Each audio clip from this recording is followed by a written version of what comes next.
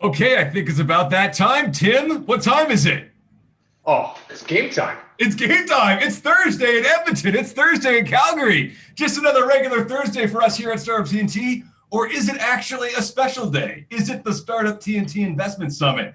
Yes, it is. It's also Women in Entrepreneurship Day. Our friends at AWE just put on an awesome event today. And how many of our entrepreneurs are women, Tim? Do you know? I mean, in Edmonton, there's a lot. How about Calgary? That's a lot. I think it's the majority. It's like 50 to 75%. It's a really high number. Look, I have a couple of slides that I have ready to go to get this party started. So let me show you some slides. First pitch of the night coming to you live from Zach Storm's house. First pitch of the night coming to you live. Has everyone opened up their beautiful Startup TNT Pitch Night IPA? Thanks to the team at Polar Park. Crack those open. Let's get started. Well, that's pretty good. All right, are these slides coming in good for everybody?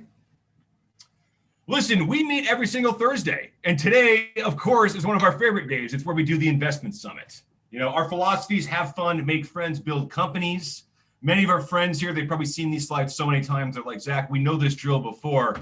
But I just want to tell you one important point that I want to make, which is why are we doing this? Why are we investing in startups? Because fundamentally, the entrepreneurs, they're the dreamers that refuse to accept our world for what it is and instead see it for what it could be. And then they go out and they make that world. And it's really hard to do that. And it's our job to support them as friends, as mentors, and as investors.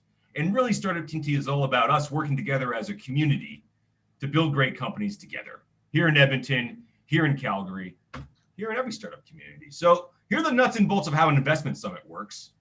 And it really fits that mindset. Each investor's putting $5,000 into a proverbial pot. They're pre-committing these funds. This is their own money.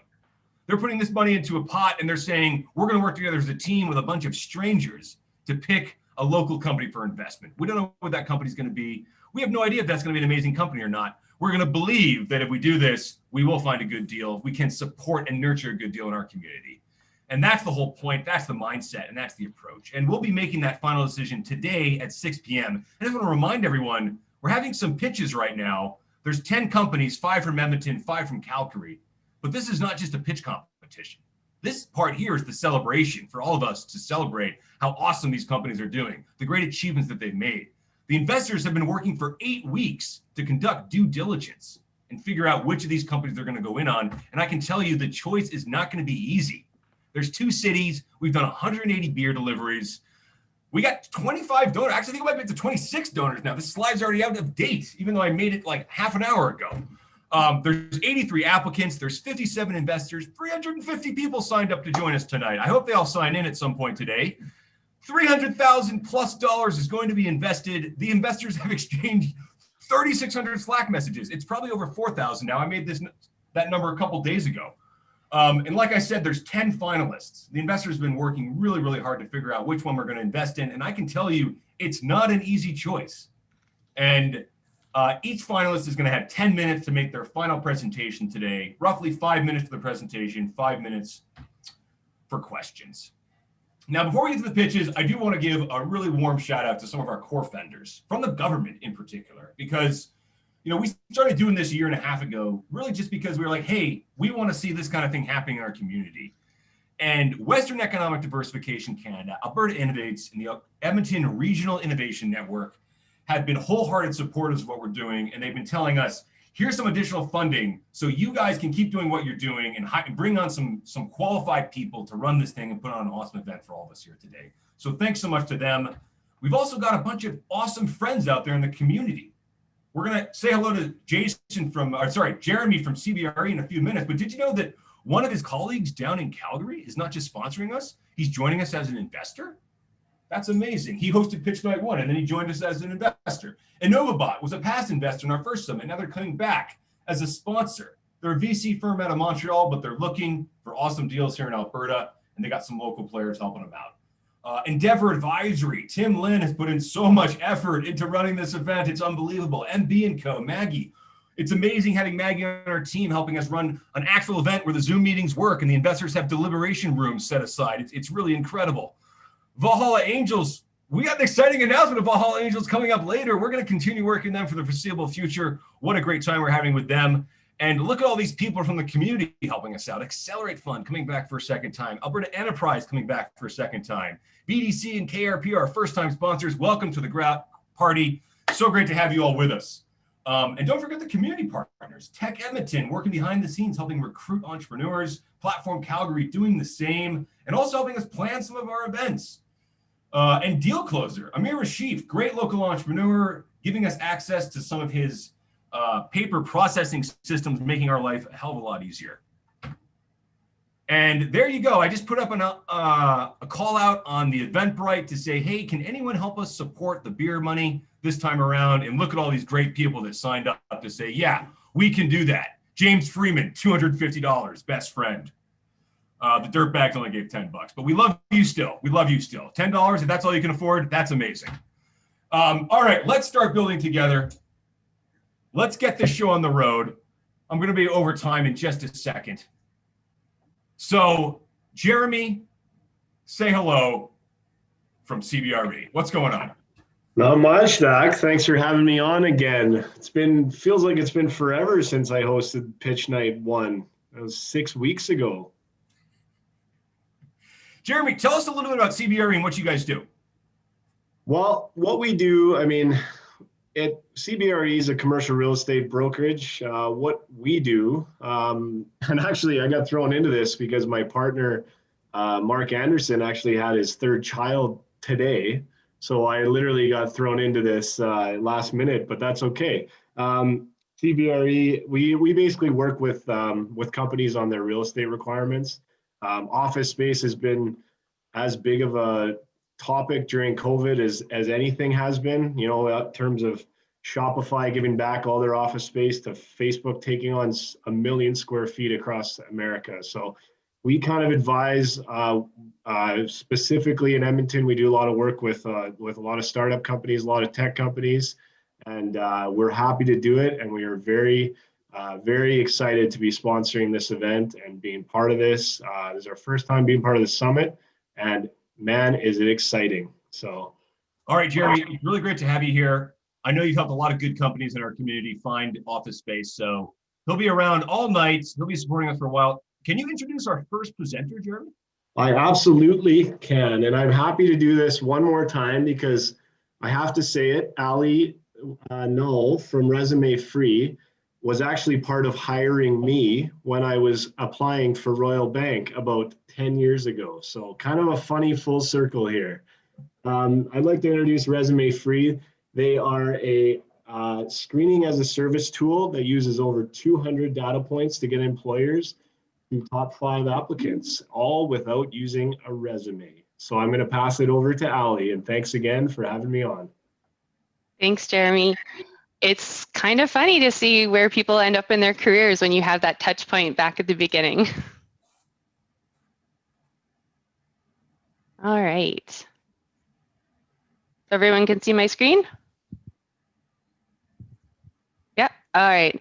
So you already know that you're hiring the wrong people 40% of the time. And you already know that ResumeFree reduces the time to hire, the cost of hiring, the new hire turnover, and systemic discrimination in the screening process. But what I wanted to showcase today is why we do this and how we do this. Starting with the why. I have been recruiting for 19 years and for 4 different industries in the corporate world. But when I started my own recruitment firm, I expanded into newly developed industries such as cannabis, solar installation, and cryptocurrency. And the same tools that were available to me before were no longer sufficient, which was bad, but even worse was realizing that they were never sufficient. And that's when I knew things had to change. I first thought about resume parsing and using tech to do so, but doing the same thing we've always done just faster isn't improving the process, it's actually making it worse. Resumes had to go. People are so much more than their resumes, and workplaces are so much more than their job descriptions. Resumes can't test for fit and for role, and we wait until the very end of the interview process to get that fit determination, which is costing us so much time and a lot of money. That's where ResumeFree comes in. We can screen for fit without the use of resumes. We measure through behavioral and data sciences how frequently soft skills are present in a candidate. Our success formulas use 175 traits and are backed by 30+ years of research. We align our employers and our candidates on 3 different buckets: the non-negotiables, the soft skills assessment, and then the online pre-screen if the first 2 buckets align. We match all of these to get our top candidates. Our vision is to have ResumeFree fully automated, where the employers and candidates can input their information for requirements, and then our system matches based on those parameters. To put it another way, ResumeFree will be for employers and candidates what those online dating services are for couples. So since the start of the summit, we have actually tripled our sales since January. So that's the summit this time around, not the second time. And we are on track to double our yearly or annual sales this month alone. So we've got some really good traction happening. We've also registered 2 Microsoft co-sell deals. And while we continue to automate our technology, we are still servicing our clients and our candidates. Full automation for our product will be taking place by the end of Q1 2022. Looking at the market size of recruitment software, the total available market is $2 billion, and two of the big players have about 800 million of that. With some of the big names focusing in those areas, what we're doing is focusing on the three countries that we're already in, which is US, Canada, and Nigeria. And that's about 615 million. We're going to target specifically 92 million of that. The team I get to work with has 80 plus years of experience in recruitment and hiring. Our different backgrounds and experience, education, and expertise allow us to have for a more rounded approach for supporting our clients' challenges and their needs. But what's better than our expertise is our diversity. Being female-owned and female-operated, and with an ethnically diverse team, our culture of inclusion is not just something that we talk about, we live it. ResumeFree will change the way world does recruitment. It's so much bigger than matching employers and candidates. It's reducing the cognitive biases that have erroneously led us to believe that the best hire is the one that looks and acts like us. It's uncovering hidden talent and giving opportunity to those that are new to the region, new to the workforce, or new to the industry. It's giving something in return to the candidates and thanking them for applying to our database. It's giving back time to employers so that they can run and grow their business without thinking how much it's going to cost them to hire a new employee.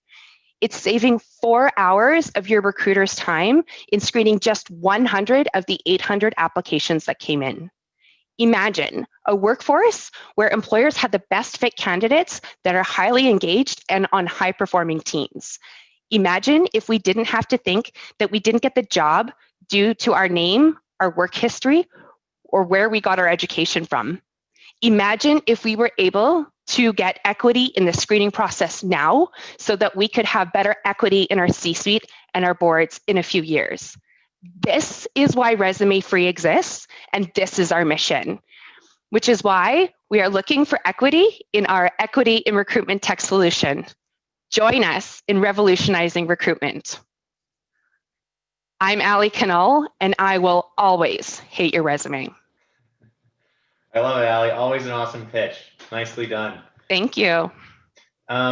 Just for everybody's benefit, what are you asking for? What are you looking for here from an investment perspective? We are looking for $650,000 for our raise. Most of that will go into marketing and sales. We have an aggressive approach to tackle 35 markets, which will be about 10,000 each in 2021. And so that's where the funding will go towards primarily. Awesome. And how, Adif came in with an awesome question. How's COVID impacted your product market fit? Actually, it's aligned it a little bit better. So where we're at right now, we were targeting startups that were scaling or in the technology sector, basically those that were advancing technology, which we went through digital transformation in 2 to 3 weeks. So those companies actually really started to engage, and those are the ones that we're prospecting and having as our clients. Awesome. And with the marketing and sales, do you have what sort of visibility do you have into how much it costs for you to get a customer? Like, how are you going to be using this marketing and sales dollars? Like, how exactly are you going to be using the money? Yeah, great question. We typically go into a market first with the candidates. So that is in ad costs for job postings and getting engagement through our social channels, because that's where we get our candidates. And we've already started prospecting into some of the new markets we're going to. So that's basically the direct sales approach, where we're prospecting, calling out to those employers that are going to be hiring in the next little bit. So it's a direct sales approach with a social media push. And when we get the funding in, it'll actually boost up how far that reach can go, whether it's in one market or branching out to 2 to 3 markets at one time, just to see what the traction will be in those. Love it. Rich is asking, why Nigeria? What's the advantage of going there instead of, say, South America or somewhere else? What's awesome in Nigeria? What's awesome is a customer approached us. So I'm part of a Women in Cloud network. And due to that, I have global exposure with some fantastic female entrepreneurs.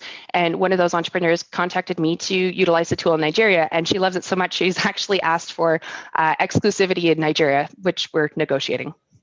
Super cool. That's awesome. And you mentioned a few big competitors, a few big fish that are in the sea. What are they doing? Are they doing anything akin to this? Or is this sort of screening tool We're different. We're different. So our motto is to give top 5, whereas Indeed is trying to put as many people as possible into the requisition. And ZipRecruiter actually they use their AI to scrape in as many candidates across other job boards and bring them into their job posting. So rather than getting you volume, we're getting you quality. Super cool. And the space that you're targeting is startups, if I remember correctly. Why that space? What's the thesis there? Early adopters. So we recognize that not using a tool that's been around for 600 years is kind of a big stretch for some people. Typically, the startups are the ones that are trying to do things as efficiently as possible with a low cost, and that's where we come into play. We give them back time and we give them back money so that they can grow their businesses. That's awesome. And what sort of success have you had so far? Can you talk about that a little bit more? So far, we have had 35 different job requisitions. We are in 3 different companies. We have had over 55% reuptake. So clients will purchase once and then they'll purchase again if they're just the one-offs, which means that we have what I like to call the repeat offenders, which is great because they buy into our tool. We're working in different industries as well. So we've got some that are professional services. We have some that are software developers. And the biggest thing that I have to be proud about is we got onto the Microsoft Marketplace in September. And since then, we've actually aligned 2 co-sell deals, which means that we have Microsoft sales partners working with us to put our product inside of other Microsoft users' tech containers, which in the short term means that we get to plug and play into some of these large enterprises, which is really cool. That's awesome. And and this is an awesome and last question. If somebody applies for a job and they go through your screening process and then they don't get the job that they were applying for, do you recommend them for another one, or how does that kind of work? The beautiful thing about our database is that you only have to apply once. So our formulas are set up to be unique to each of the companies that come through. So if you're not a good fit for one company, you could potentially be a good fit for another company. And it's based on the functions that we've put into our assessment. So it's not that it's just a one and done. It's a repeat cull or pulling from the database as well. Not cull, pull. So candidates can apply once and then they will get requests for, would you be interested in this role? They can accept or decline and we'll move forward from there. Super cool. I love it. Great job. Great pitch. Great first company from Edmonton. And now Zach, what's the first company from Calgary? Tim and Ali, what an awesome start. You know what? Before I introduce the next company, Tim, I want to give a quick shout out to both James Freeman and Rainier Derwater, who both donated when they signed up on Eventbrite to help us enjoy these great beers. And I'd also like to acknowledge one of our amazing sponsors, BDC, who's supporting us for the first time this time around. And in particular, let me give a little shout out to Tara Benson, who's not just part of BDC, she's also a volunteer member of the ERIN. So thanks so much for all your support for the community beyond just being a banker, Tara. All right, let's get to the next pitch. It's the first one from Calgary. We're alternating back and forth. And up next is Neuraura. Pierre, are you ready to take it home for us?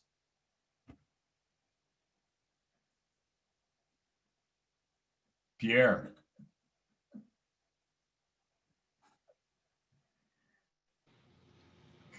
Pierre can't talk? Pierre, have you lost the ability to speak? Pierre can't unmute. Pierre cannot unmute. Pierre, we need to make Pierre a co-host. On it. Oh, all caps. We're cruising. Finally. Pierre. Oh, here he is. Oh, okay. I was about to just do your pitch for you. I was like, I can handle this. No, I'm kidding. Of course I can't. Thanks for that, Zach. Awesome. I'm going to share my screen. And yes, I'm so pumped to be here. Thank you so much for having us. Awesome. Can you see my screen? Awesome. Well, thank you all for this opportunity to pitch today. My name is Pierre Vedenes. I'm the CEO and co-founder of Neuraura. In the room, there's also Claire Dixon, our COO. At Neuraura, we are all about decoding the brain, understanding what actually is happening between eye to ears. Now, 2020 will be remembered this year where there's a COVID epidemic, but there's a much larger one happening at scale, which is neurological conditions. 1 out of 3 people on Earth will be affected at some point by a condition. You name it. It's epilepsy, it's depression, addictions, Parkinson, dementia. We all know someone in our family that has been affected. Now, in the US alone, it's 1 adult out of 5 that is suffering from mental disorders, and the economic burden is massive. In the US alone, it's 9% of the GDP that is spent to treat such conditions. Now, when you look around, no one has heard of a pill we can simply use to cure the disease. If you talk about medications, often, they only treat the symptoms, not the disease. They are costly. They cost 30% more money to develop than any other type of drugs, and they come with significant side effects. If you look at epilepsy, actually, they don't work in 1/3 of the patients. When you look at epilepsy surgery or surgery itself, it can be medically proven best option, but no one really likes to get this skull cracked open. So there's a societal preference for drugs and a very poor patient experience out there, which basically makes people not go through that process. And then you have neuromodulation, brain implants. There is actually thousands of patients still that are implanted every year, with those type of technologies, but they are still like last resort solution. And what is interesting there is that, when you think about heart pacemakers, there are hundreds of thousands of people implanted every year. But for the brain, the market is 12 times bigger. However, there's way less implants. And the main two problems there is because we don't really know where to record and stimulate. And when stimulate, we don't properly stimulate. We basically fry the patient's brain. So what do we offer? Our solution is to create a data decoding platform. We have developed sensors that are extremely more powerful than what is out there. What we do is that, coupled with leading manufacturing practices from the semiconductor industry, we have developed these sensors that allows us to see the electrical working of the brain in a way that has never been possible before. We will use this as part of a platform to capture the brain data with intracranial monitoring of epilepsy patients as a niche market. The patient population that is most often used actually for neuro researchers are the epileptic patients. The insight from this data and ability to personalize the treatment through this platform will unlock opportunities for treatments across disease states. So it's not only epilepsy, but it's also Parkinson, depression, addiction. Why we are so special? Well, we have tiny sensors. The electrodes we have, touch about 3 to 5 neurons compared to 40,000 with traditional sensors. This is a difference of recording that then you get between the left side and the right side. Is an extremely clean signal, allowing data analytics and machine learning to happen. Our data actually 3 times cleaner than current standards, and that has been proven by our animal testing. Also, we can detect biomarkers, and those biomarkers, like what we call high frequency oscillation, actually can be used to predict seizures before they happen. So we could potentially stimulate the brain in order to never have seizures anymore. Now the markets, it's actually one of the biggest market out there for neurotech, $19 billion market by 2026, the fastest growing one in medical devices. So extremely promising. And as I said, it's a 12 times bigger market than heart pacemakers. The team behind, in addition to the 3 co-founders, myself, Colin, and Claire, we have 4 other core team members, 2 of whom we will be looking to bring on full-time in the next few months. And, our expertise run from neuroengineering, microfabrication, strategy and operation, product development, and data visualization for the brain. We have attracted world-class advisors and partners to our team. Eric has been selling those types of devices for more than 20 years. Dr. Mark Cook is one of the top 5 neurologists in the world for what we are doing. And we are also very fortunate now to have Tim there, a team of advisors. He was the previous president of the International Neuromodulation Society.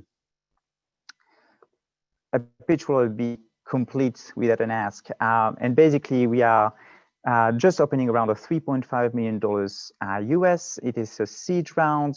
We are in discussion with a potential lead right now. And this round will basically brings us at the doorstep of commercialization. So thank you for having us again today. It has been an amazing experience. And I also would like to thank all the people that have participated in the due diligence. It was very, very great experience. Okay, awesome, Pierre. Really great presentation. I really enjoyed that. I love the science behind it. Everyone's giving you shout outs for being a PhD entrepreneur. Do you want to expand a little bit about the milestones and how the money is going to help, hit the milestones for commercialization? Give us a little more info on that. Absolutely. So, out of the last few months or year, we have discovered that we actually don't need human data to push our product to meet.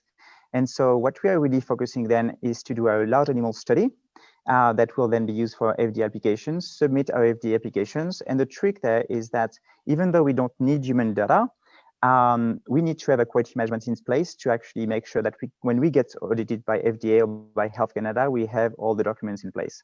And so a large chunk of the funds will go into developing that system, providing all the biocompatibility testing, and of course, growing the team. And how ready to go are those initial studies that you're mentioning here? Are they signed, sealed, delivered, more or less? How much work goes into building? We have already partners in place in Australia, in Melbourne. It's actually one of the biggest clusters in the world for new technologies. We have all the quotes, all the teams in place to just press the button today and start tomorrow. Okay, I do just want to point out that someone in the crowd said they've already invested in this technology, Mr. Ashif Mauji. Great to see you here, Ashif. Thanks for the shout out. Okay, you're mostly getting congratulations. You're not getting a lot of questions. Let me ask you one that's curious from my perspective as a scientist, which is you're trying to decode all this data. How confident are you that with all this data that your technology will allow you to get, that you can actually decode it and make sense of it all, as opposed to being overwhelmed by it? Yeah, no, that's a great question, Zach. So with the tests we have done in animals, we can actually see signals that we have never seen before. And that brings us confidence that we can really differentiate what is a normal brain activity compared to pathological brain activity. We have tested that and showed those data to more than 40 key opinion leaders around the world, Mayo Clinic, UCLA, UC San Diego, Harvard Children's Boston Hospital, and all the doctors we work to, or that we talk to, sorry, are excited to work with us in some capacity.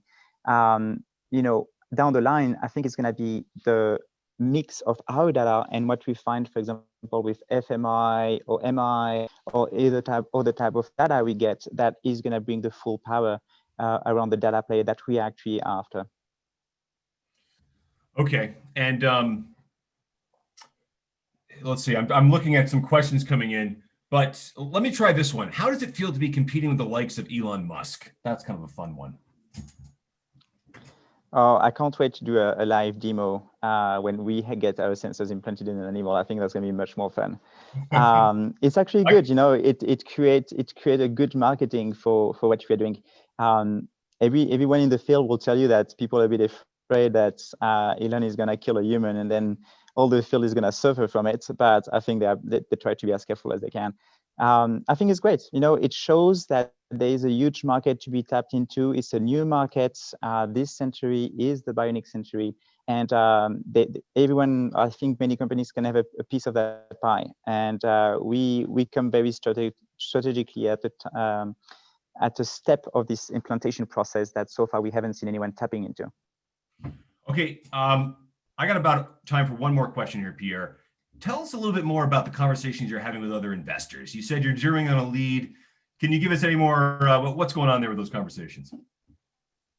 Yeah, so, you know, the leads we talk to are mostly based in the US, potential leads. They are leads that are interested into platform technology and that really understand that data strategy that comes also after, you know, agglomerating those data from EEG scans and merging them with other type of data out there. Now, we're also engaging with potential strategic partners. You know, in the last few weeks, we had a conversation with Johnson & Johnson, LivaNova, and that's just to name two. And the idea behind is really to tap into the digital health sector with them in a way that has never been done before. We really want to become that gateway of neuromodulation down the line. Okay, and just to remind everybody, the terms, we'd be investing on a convertible note that would convert to the terms to be determined by the next seed round, right? Exactly, yeah, and it's most likely going to be a pre-seed round pre-money of 8 million US. Okay. Hey, thanks so much, Pierre. I think we're going to call it there, and we're going to let the next company take over. Awesome to have you here, Pierre.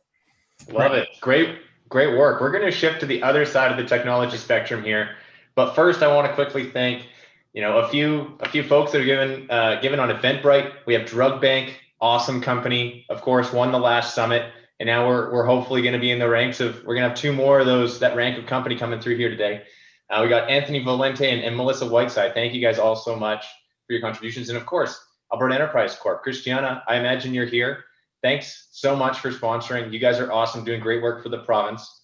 And with that, Story City, Emily, are you here? I am indeed. Hello, everyone. Let's go. I'll give you 10 minutes. Thank you kindly. I appreciate that. All right. Everyone see that screen? Good to go. Yeah, excellent. Wonderful. Why just go to and from work when you could be a pirate looking for pirate treasure, or a private investigator trying to solve a mystery? At Story City, we transform streets into adventures, creating new ways for people to interact with cities via our platform. This isn't just a new idea. We have achieved significant traction with our MVP, and now it is time to scale. Story City is a marketplace and GPS app for location-based stories, with each real-life choose-your-adventure, puzzle trail, or historic tale through city streets only opening if you are in the right location. I've spent the past 10 years working in publishing, and I started Story City because I lived in a capital city with over 1 million people. Remind you of any city that you know. Yet the opportunities for emerging creators were close to non-existent. Traditional revenue models are collapsing, with creatives earning 30% less than they did 20 years ago. And anyone who wants to make it in a creative career has to move to cities that they can't afford, Toronto, and leave their home cities culturally devoid of interesting things to do or visit for. Our first project was built to circumvent the creative industry gatekeepers, to build our local creative economy, and accidentally we found out that it provided a really excellent way for locals to rediscover and explore their city. Almost immediately, we discovered an entry point into a paying market for this content. Within a month of our first project, municipalities reaching out, asking us if we could do projects for their cities with their creators. We quickly learned that municipalities and tourism are struggling to activate and engage, particularly young people, in public space. In addition, the success of a city's businesses relies on active community foot traffic, but no platform currently exists to connect these organizations to creators for regular new interactive content that brings these cities and communities to life. And content creators are locked out of creating for this locative gaming market unless they know how to code, or they work for those big studios like Niantic who run Pokemon Go. They don't have the tools to create for cities and communities who need this activation. So Story City provides the solution to this problem. At Story City, we remove the tech from the equation, creating an open ecosystem that allows content creators to use the technology that they already love to create and sell for this market, turning the space that a user walks through every day into a digital wonderland via their smartphones. By connecting creators to cities, we provide underemployed creators an additional revenue stream to build their careers. We bring cities and communities to life with regular new digital content that drives foot traffic, while providing users a multitude of ways to access the city that suits their taste, their budget, and their schedule. This model of opening a platform to independent content creators has proven to be very lucrative in several industries adjacent to ours, such as Amazon Kindle for publishing, Steam for PC gaming, and podcasts, all of which opened their platforms to independent creators a decade ago, and now each make over $1 billion off those creators a year. AR apps for local markets outperform those for travel markets by over 100 times. And locative gaming is not only one of the fastest growing trends in mobile gaming in 2020, it's one of the only industries not to shrink during COVID. Imagine a platform like Story City with thousands of stories that sits in this local market sweet spot. We launched our MVP app using a B2B paid partnerships model with 9 cities using Story City to allow over 25,000 users to interact with local stories and public space. Now is the time to scale that platform. So our next steps combine our successful enterprise model with a marketplace. So this seed round will fund our phase 1 and our phase 2 milestones. So in phase 1, this involves us launching our new marketplace tech in December of this year, and then rolling out our enterprise model into Canada and the US to drive organic growth and to draw creators via paid work. Then in phase 2, we are activating our second growth channel to draw in user demand by partnering with established content creators with large global audiences. It's worth noting that we've already proven tested and optimized the sales funnel, production processes, and marketing processes of our phase 1 enterprise model in our previous business activities to the point that we can reliably convert 50% of our sales leads. So this gives us our greatest advantage as we can seed our marketplace with this proven model, overcoming that chicken and egg hurdle that is faced by many other marketplaces. So our revenue in year 1 will come from partnerships with large organizations and subscriptions with small organizations to use our content tools. This will then seed our marketplace with content and creators and allow a revenue stream from the sale of individual experiences to the public. With this future established supply and demand, we can then introduce advertising revenue. We are raising a $550,000 seed round, which gives us a 12-month runway to profitability via our phase 1 and our phase 2 milestones. We have a team that collectively has decades worth of storytelling, marketing, and software development experience. At Story City, we want you to make cities places that you interact with and explore rather than just walk through. The world is full of adventures, and I hope that you will join ours. Oh, so much fun. It makes me want to go outside, even though it's minus whatever it is outside. This is great. So you've done this in Australia. You showed the revenue that you'd already had, and you've proven out your sales funnel and sales process. How are you looking in Canada or on this side of the ocean? So what we did when we came to this wonderful side of the ocean with these wonderful people that have welcomed us here, the first thing that we did was make sure that we had our tech team together, because there's no point in pulling those partnerships together if we don't then have a marketplace to funnel those creators to. So we have started pulling together our partnerships this year. We are talking to people within Calgary at the moment, within Edmonton and the various fringe festivals and startup festivals with City. We've been speaking to tourism partners in Kingston over in Ontario, and we've also started talking to partners within the city of Bellevue, Kirkland, and Seattle down in Washington. That's awesome. And how long do you think it'll be before you convert one or a few of them? What does that kind of timing look like? Yeah, so our timeline to convert partners is generally between 3 to 6 months. So we're probably at the 2-month mark. So we've had a first couple of initial meetings. We're now trying to hammer out exactly what it is that their aims that each partner is trying to achieve, and what is the best way for us to do that. And then in the next 2 to 3 months, we will be looking at closing those deals. Awesome. And so once you get through with the cities, then you're working with, once you have sort of like the boots on the ground there, then you're working with the independent content creators. How do they make the money? How does that kind of work? Yeah, so the independent content creators make their money from the sales of their independent stories. So each experience is listed on the marketplace, and what it's listed at is up to the creator. They can list it for anywhere from $30 if, say, it was a food tour, all the way down to $3 if it was a short scavenger hunt through a business district. And we as Story City take a commission from any sale that's made through our platform. Awesome. And do you have any idea around sort of what you're planning on doing with the money here? So you get the money, how are you going to spend that? What does that kind of look like? Yeah, so the money is going to go into 3 separate areas. One is into building our direct sales and marketing team. So the direct sales team, we essentially need 1 full-time body and 1 marketing body on the ground to be able to build out to profitability in 18 months. That's the only people that we're going to need to be able to do that. So that will be in the first 18 months.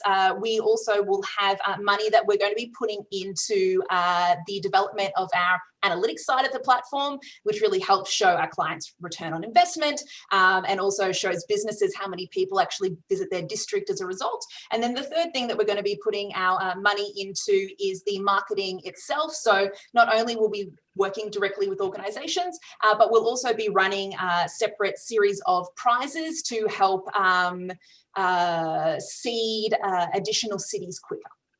Love it. And have you done this on this side of the pond yet? Has anybody done a story here? This is a bit of a softball of a question, but We have, yeah. have they enjoyed it?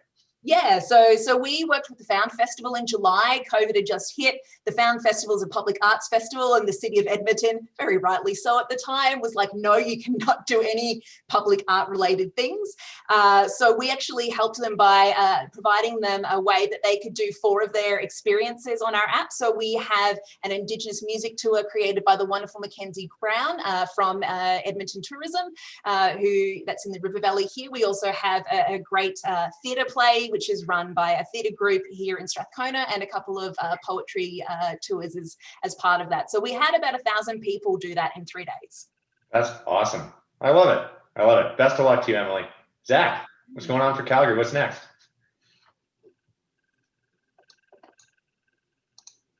Oh, what's next is I'm slow on the uptake. I'd say the next speaker is Mr. Spencer from Bessie. Spencer, are you ready to go? Get ready, Spencer. Before you come on, I want to give a quick shout out to Dave Edmonds, Shahil Huda, Dave Tariff, our very own Tim Lynn, and Joe DeFabio for donating as beer sponsors when they signed up on Eventbrite. And to KRP, one of our sponsors, Justin Russo, great guy, can do personal and corporate tax. Meanwhile, Spencer, are you here? Are you ready? Yeah, I'm hanging out with Uproot actually, so you can see some of them over here. 2 food companies. Look at that. Look at that. Yeah. No, I'm excited. Let's do this. Let me find. All right, take it away, man. Me and Chris are sharing computers, so. Need help. And we put you back to back just to screw with you guys, so this will be fun. Yeah, it's hilarious. It's working. He's actually going to give my pitch. I'm giving his pitch. So, yeah. Okay. Are we good? I believe so. You're good. You're good. Okay. Start my timer. Let's go. Hey, everyone. I'm Spencer. I'm the founder of Bessie, and we're raising $400,000 for a pre-seed raise to develop more software. My God. Okay. Bessie works with farmers to help them sell to their customers directly. It all started with visiting a bunch of cattle ranches and choosing one animal and telling that rancher, look, I think Bessie can help you sell this animal for more than you can sell it to Cargill. And we did. And it took us time to sell the second animal, but eventually we got to today and we're passing $300,000 of sales for this year. Through that process, we had to scale a lot of pieces, and that included building a lot of software to do this. And that's turned into a pilot with our closest farm that starts December 1st to actually sell them SaaS and services attached to the software. Oh man. Sorry, I'm dealing with some, all right, there you go. We started and took things back to basics because a great product that's naturally created with a simple supply chain turns into better profits. And those profits can be reinvested into better customer experiences, a scalable business, and more importantly, a sustainable future for generations and generations. Bessie attacked this problem and realized there's no commerce and logistics tools that are built for farmers. As much as I love Shopify, there's a lot more that goes into food, getting it from one place in bulk to another place ready for a customer. And so Bessie had to do a lot more than just the basic e-commerce path.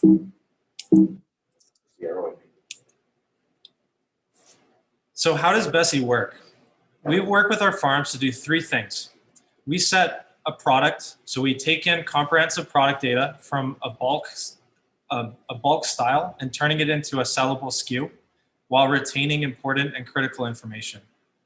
We map our software to their customers. This means direct sales through Shopify, as well as invoicing through wholesale and food service. And we wrap that all together with food safe operations, which includes a cold value chain, as well as a branded experience.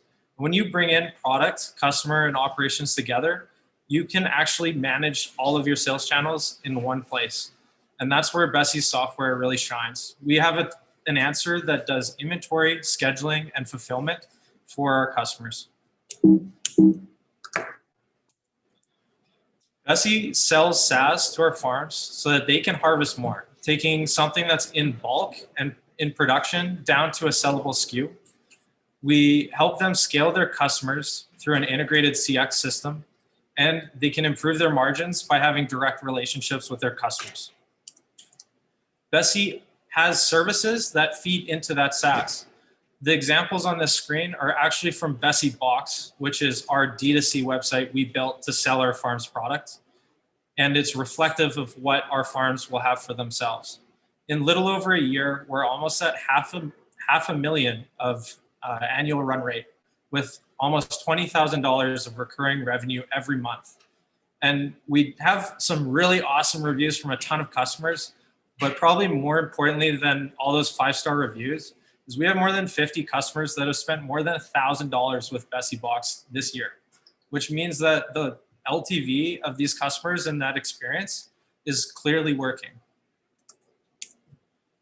We're taking this solution with the SaaS as well as the direct-to-customer services and working with our closest partner, Pine Haven, on a pilot project that starts in 2 weeks, December 1st. We signed the project and negotiated through the scope and pricing. We have a plan to roll out our software that we've used to run Bessie Box for our farm partner. And probably the most exciting thing is they're about to turn on their new federally licensed processor, which will at capacity be doing over 9 figures of meat process per year. And they've asked us to manage their customer relationships and their fulfilled product through their channels. This means that our team has to grow. We have a solid founding team and we have a great advisor board. This includes Andrew Chow from Skip the Dishes and Neo Financial, as well as a number of other community members that have joined our advisor board. But most importantly, we have 2 advisory boards. We have a marketing advisory board that is working with us with a group of B2B marketers in SaaS to help us with the commercialization of this product. And we have a customer advisory board, which is made up of a bunch of B2B future customers that have shown interest in this software and want to see our progress through the pilot and provide feedback. So we're developing a solution that actually scales, not just for Pine Haven, but across the world. We're raising $400,000 and we're putting most of it into software development through a mix of back-end tooling and other pieces, as well as operational integrations with the farm directly. All right, let's shoot question time. Question time, here we are. Okay, listen, Spencer/Chris LaRolle. Tell us a little bit about the revenue opportunity that first project represents. That sounds like a massive win, assuming you close it. What does that look like for you? Yeah, so the first, inside the bounds of this pilot, we're looking at actually be running all of the D2C operations for that farm in the March period, and following March, fully integrating for their entire wholesale and direct sales in the June to August period. For this first stage of operations for the plant, they will be doing around 50 animals of processing per week through their owned channels, which represents around $600,000 of value per week through that facility. And then we're still knocking out the specifics on the SaaS billing and the services billing, but we have a really strong understanding of the variable costs that we'll be charging for them for everything from a operational standpoint. And on the software standpoint, we'll be billing them for all of the pieces attached to the software running, but not for the software development. After the pilot, we have agreed to and are working on the exact pricing going forward. So I'm just like, a partnership with this one massive producer, would that represent something like doubling or tripling your current revenue, or? Yeah, so their direct sales right now that they're asking us to take on are more than our current direct sales. And this is for, like, they've cut all of they do nothing online, they do pickup only at their storefront and they want to stop doing that, but it represents over $600,000 of sales pre-COVID. They've cut their store and their direct sales to a single day a week pickup only. So we'll be basically doubling the amount of volume that we're pushing immediately with this pilot, and obviously billing for all of those pieces. But then all of the wholesale product that actually goes through that plant, they would like us to manage the transaction and the customer relationships as well. So just off this pilot, it really justifies the work that's going to be done here. Okay, there's a question here from Carrie, one of our investors in Edmonton, who wants to understand a little bit how you're related to the farmers. How many farmers have the ability to process their products? That's the question. So we have working purchasing relationships with around 9 producers at this time. Specifically, we want to start with this one because of the processor integration. But we have 2 other customers that will process their product in this processor. And so there's a lot of, I guess, synergies across the existing business as well as with this pilot. And then there is connections to other processors through the relationships that we have. So when we're doing this pilot, we'll be canvassing and working with other processors in Canada and in the States. Okay, and I think we have time for one last question. Help us understand what you're doing in the value chain in-house versus in partnership with other people. Which parts are you guys doing yourselves? All of the software that we've made to date is all in-house. The farmer and the processor is raising the product and then processing and butchering the product. And then we integrate with them at that stage where we take something that is in a bulk amount right down to a customer ready, offering, or a wholesale ready offering. And then at the actual fulfillment, where we work with third parties to offload that piece. So we don't actually invest. We don't invest in that operational aspect of the last mile, but we integrate to it digitally. You know what, Spencer? We're just at time. Great presentation. Awesome to see you land. A lot of progress on landing that new pilot. So off to the races for you. Hey, thank you. Yeah, I'm gonna pass it to Chris. We'll let Chris and Spencer swap seats here, and while they do that, I'd like to thank again more Eventbrite sponsors: Dean Wolf, Stephen Breeze, and Vince Reese, Sam Assar, and Ashif Mauji, just coming in, being clutch, loving it, of supporting the community, and of course Platform Calgary. You guys are awesome. Really appreciate all the support and helping us get this together. It's been a lot of fun. And with that, I see that Chris looks like he's ready. You get to go, Chris. Yeah, you bet. I guess I can ditch the mask. I don't have to worry about COVID exposure with you guys. So, well, welcome Uproot Foods. Awesome. So is it full screen for everybody there? Good to go. Okay, awesome. Well, thank you very much. I'm super excited to give a bit of an update to Startup TNT here. I'm Chris Leroll. I'm the CEO of Uproot Food Collective, and we're proud that we are food companies, not companies who make food. We have built a modern consumer product good food company with 3 amazing brands: Honest Dumplings, South Island Pie Co., and Natural Kitchen Delights. Our mission is to become the leading commercialization pathway for our portfolio of locally inspired brands by creating a marketplace and infrastructure to take these brands and products national. Ultimately, it is for Uproot Food to become the recognized leader in the acquisition and development of emerging premium food products. This opportunity exists because probably many of you, if not all of you, want better food at the grocery store. And grocers, they want this as well. But the barriers for food entrepreneurs to scale are just too high. Well, beyond food safety issues, it's really a toll taker story.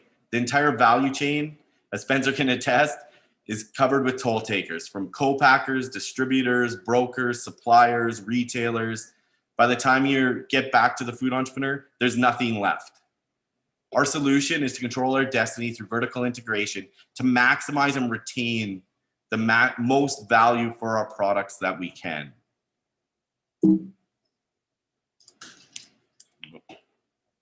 We know what it is to start small in the food industry, starting in the farmers markets. We have acquired and grown a portfolio of growth premium food brands.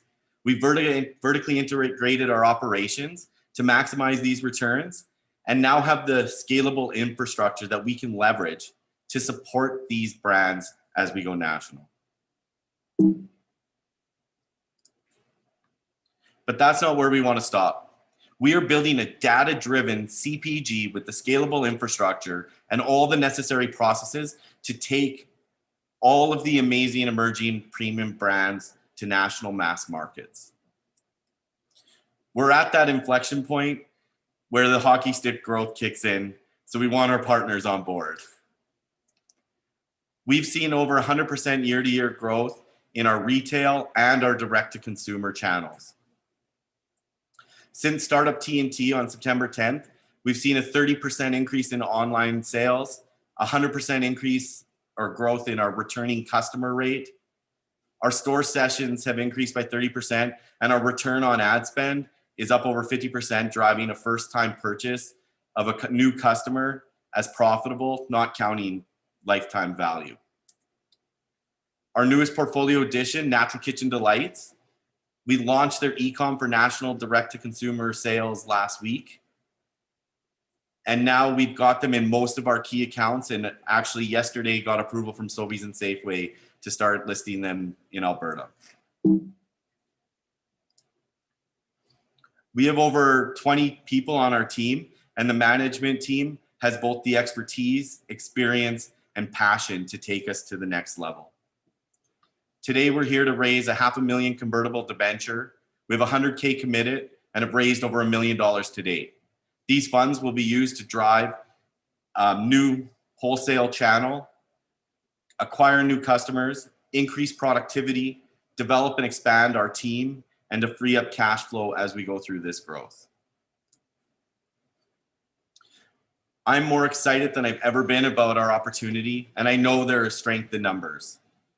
Together, food companies can make more food people love at a cost everyone loves.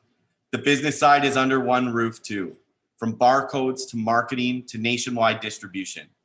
As Uproot Food Collective grows, so does our power. The power to take away shelf space from food conglomerates, the power to provide consumers what they've been waiting for, and the power to turn the whole industry on its head. Thank you for your time. Great work, Chris. You're making me hungry. This is awesome. I'm intrigued. What does the growth story look like? So you've obviously seen a lot of growth so far. What do the next steps kind of look like? Is it more locations? Is it more brands? Is it, how does that look like to you? Yeah, the next 6 to 9 months is really focused on growing both more retail locations throughout Alberta and BC, as well as driving the e-com channel, the Uproot Food Store. Really, we kind of have the dials, like multiple dials, so we can effectively kind of deploy the capital to optimize growth depending on the timing and which channel makes sense on those time at the specific time. But further to that, we're looking at to kind of extend this investment round for the next 2 weeks, and then we want to launch our Series A, and really that is about building the next facility to take Uproot national. We have interest from major retailers to go national, and really it's about building that capacity internal so that we can execute on that plan. Gotcha. And the Series A that you said that'll start in a couple weeks here. So how does this round tie into that one? Yeah, so this is really a bridge round just to really fuel growth over the next 6-9 months. We're at that break-even number now, and if not a little bit profitable. And really, this is about kind of hitting it out of the park, capitalizing on the opportunity right in front of us, and making us more attractive for the Series A. That's really the focus, I think, over the next 6 to 9 months. As well, we recently applied for our CFIA meat license at this facility. If that goes forward, we're under audit right now. If that happens, then it'll be even more interesting time as we look to more aggressively expand to other provinces. And that CFIA gets us our products out of the province. Yeah, and the CFIA allows us to take our full product line to Vancouver, Toronto, and elsewhere. Nice. That'd be awesome. In terms of like your margins and all of that, how does that kind of work out? So you spend, like, what's your average customer acquisition cost, and then you say that you're paying it back on the first sale. How does that kind of work? Yeah, so our typical cost of customer acquisition right now online is probably around $20, $25. Our average cart size for online is just under 100. Just changes week to week, but right around that $100 mark. A typical grocery is like 35%, 30, 35, 40% markup. Because we're the manufacturer, we have a lot more margin in there. So it really, we kind of half the products we sell are our own, and half are other products from the local industry, which we've actually generated a couple $100,000 of sales for other local food companies in the last 9 months. Nice, that's awesome. There's somebody that's looking for some clarity. So is Uproot a specialty food marketplace then? What exactly is the infrastructure being mentioned? Yeah, so we're a food manufacturer with the fulfillment to both do direct to consumer and wholesale accounts. The e-com channel is really, it's focused mostly predominantly on our own products and taking them direct to consumers, but we open it up in a way that we can both increase cart by having other local food companies, our cart value, but also so we can kind of get the data and metrics and analytics to better assess what new products we should develop and or look at potential acquisition of other food vendors and food brands. And so how do you interface with those sort of, you have the 3 brands that you manufacture and are under your umbrella, and then you just suggested that you work with other brands. How does that kind of, how do you do that? Like, do you take a margin? How do you tie into your facilities? Is that sort of how you go down your acquisition path? How does that all work? Yeah, so usually the way we'd start with the company is by selling them in our store, and we take a margin, like kind of a standard or maybe a little bit less than standard margin than the typical industry. And then what usually happens next is it's similar to NKD. They were looking for a production space, and we liked them and liked where they were going and their vision and direction. And so they started producing in our space. Once we kind of got that familiar and had the dating period and realized we wanted to get married, then we looked for an acquisition and then brought them in. So I think many of these other food companies are the same way, where you start by selling their products and get the data, get the analytics, see how their products move and how complementary they are. And if it makes sense, then you bring them in, then look for an acquisition. Totally makes sense. I love it. Great work, Chris. I'm excited to see how this all goes. Zach, who's up next? Another food company or what? No, that's our 2 food companies. We grouped them together. We did this randomly, but they somehow ended up together. But next company, I want to give a quick hello to one of our sponsors, InnovaBot. Zoya, are you here? Hi, Zach. Great to be here. Zoya, tell us a little bit about InnovaBot. I'd love to. So InnovaBot is an early stage venture capital fund. We focus on seed and Series A. So our check sizes are $500 to $1 million for seed and $1 to $4 million for Series A.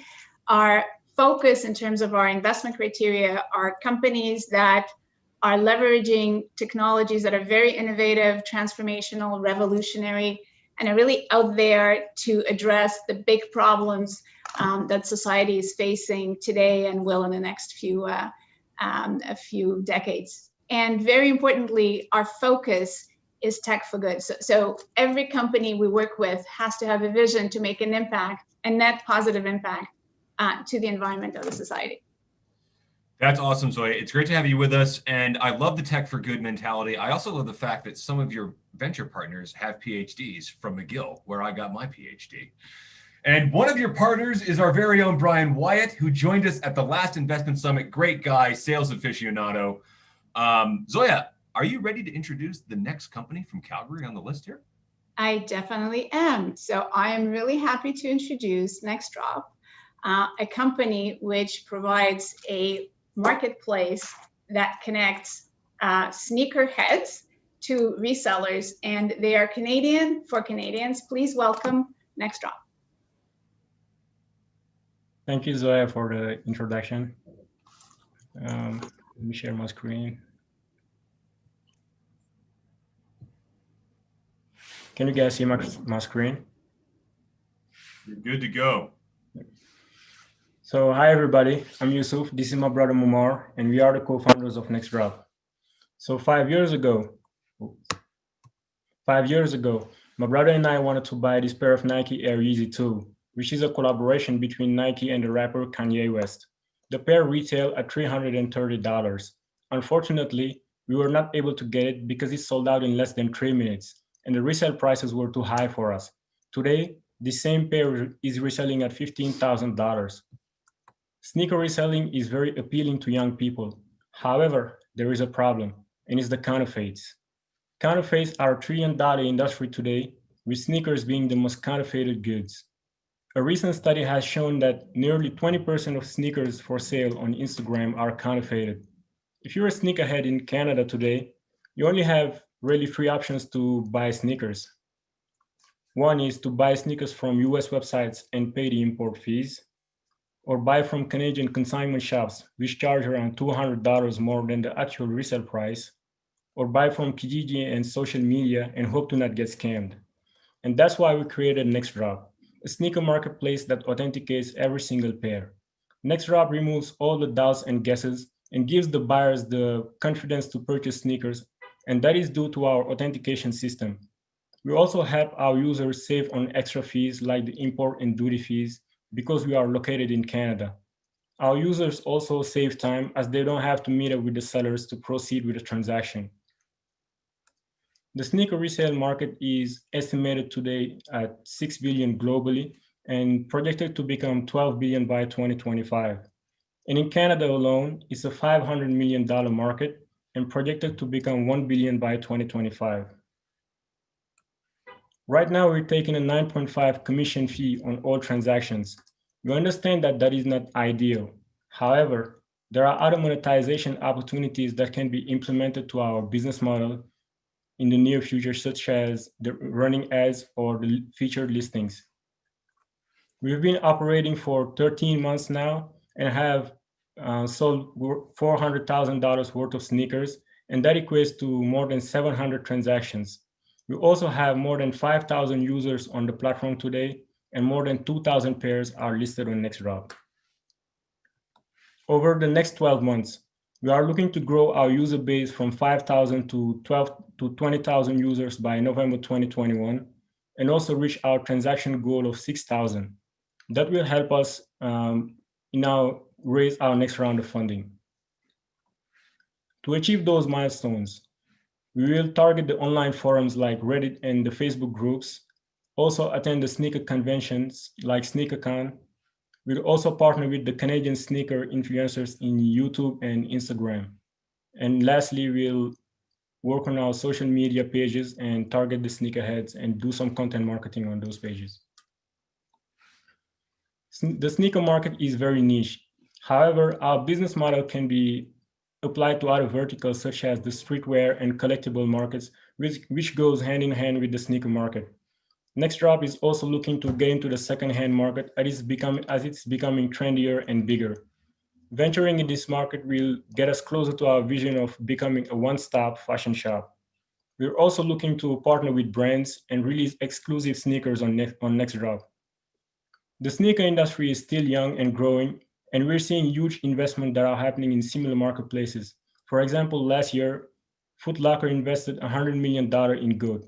So basically, this market is being primed for acquisitions as the smaller players are gaining traction and the bigger players are looking to expand. We're looking to raise a $265,000 safe and also find strategic advisors that have knowledge in marketplaces and its dynamics to help us grow over the next 12 months. The funds will be used on marketing expenses and mainly on influencer marketing, as it is today our most effective marketing channel. As of now, we're a team of 2. My brother and I have complementary skills. I'm in business administration and he's in computer science. We also both know how to authenticate sneakers and are currently working with advisors at Platform Calgary, and they are helping us strategize and grow our business. We believe that now is the perfect time to invest and get into the sneaker market, as it is a sector that is rapidly growing. And also there is a big opportunity in Canada as this market is still untapped. Thank you. Guys, awesome job. Getting a lot of shout outs on your branding, clean, beautiful. And let's just say bootstrapping your way to $400,000 in transactions is an amazing accomplishment. So actually, before I ask a question, can we just remind everybody where you guys are from and how you got here? Yeah, so we are originally from Senegal. We came here through the startup visa program organized by Platform Calgary. Yeah, so shout out to Platform Calgary. Thanks for bringing these guys to our community. Listen, there's an important question here that I'd love to address first, which is how do you differentiate from GOAT and StockX? And is that a potential acquire of you guys in the future? Kind of a conversation happening among the investors. So right now, we're not competing with those companies as we're in Canada. So our main competitors are the consignment shops and also the other marketplaces that are rising here. But if you take a look at all the marketplaces in the world right now, they don't have many differences between them. So yeah, that's basically it. All the marketplaces are operating the same. They have little to no differences. Yeah, so well, I mean, maybe I'll help answer that question for the investor. You're a likely acquisition target based on your brand and your market share in Canada. Yeah. So, gosh, there was actually a lot of good questions coming in, and now I lost them all. Tell us a little bit about. I'm gonna go back to my question. I know you guys really well. Tell us a little bit about how you're going to scale your sales, and I know you're going to focus on those resellers that are high volume resellers. Tell us a little bit about that. Yeah, so our go-to-market is to focus on those resellers that you said. Those resellers are providing most of our sales right now. We're targeting them and also looking at the resellers that are listing their shoes on Kijiji and social media. And as in those platforms, the buyers in those platforms don't trust those sellers because those platforms they don't authenticate the sneakers. So we're giving the sellers that confidence to list on our platform also, and the buyers to come and purchase there. Okay, and then there's two questions kind of related to how a process works. How does your authentication process work, and where are the sneakers coming from? So right now, the way we authenticate is that my brother and I have the shoes. We look for the defects and everything that makes the shoes not authentic. And we're also exploring other ways to improve this authentication system, such as the automation part of the authentication system. And the shoes are coming from sellers based in Canada and mostly in Ontario right now. What do you think your immediate needs are from a team perspective? There's just two of you right now running this business. Yeah. So what we're looking for is someone that can help us on the marketing side. That's our weak spot for my brother and I. That's our weak spot. So that's what we're trying to get and improve that part of the business. Okay. I'll also just point out Ricardo is really impressed with what you're doing, and he just sent out your website to a bunch of his friends that are sneakerheads. So thanks, Ricardo. Thank you, Ricardo. Thank you. Yeah, and how do you scale the authentication process? This is brought up by one. Maybe I'll call this the final question. How are we going to scale that authentication process? Yeah. So what we're trying to do right now is to partner with Entropy. It's a company based in the US. Their technology hasn't come out yet, but they are still exploring that technology. So yeah, so it's an AI solution, and they will give you a box, and you will put the shoes in the box, and it will do the authentication for you. And that way, it will help us cut on costs for the authentication. Yeah. Okay, I'm just going to give a general. I'm just going to think out loud and say, hey, is that something like Amy or Sibera or someone can help these guys with? If anyone from those organizations are here, like trying to figure out an AI system to authenticate these sneakers. Okay, I think we're going to end it there, guys. Awesome presentation. Awesome to have you in Canada. I'm an immigrant too, from America, and so enjoy the rest of the evening. Tim, back to you. I love it. I love it. These consumer companies get so much hype in the chat. It's awesome. And we're going to a not consumer company, but keep up the hype. These guys are awesome.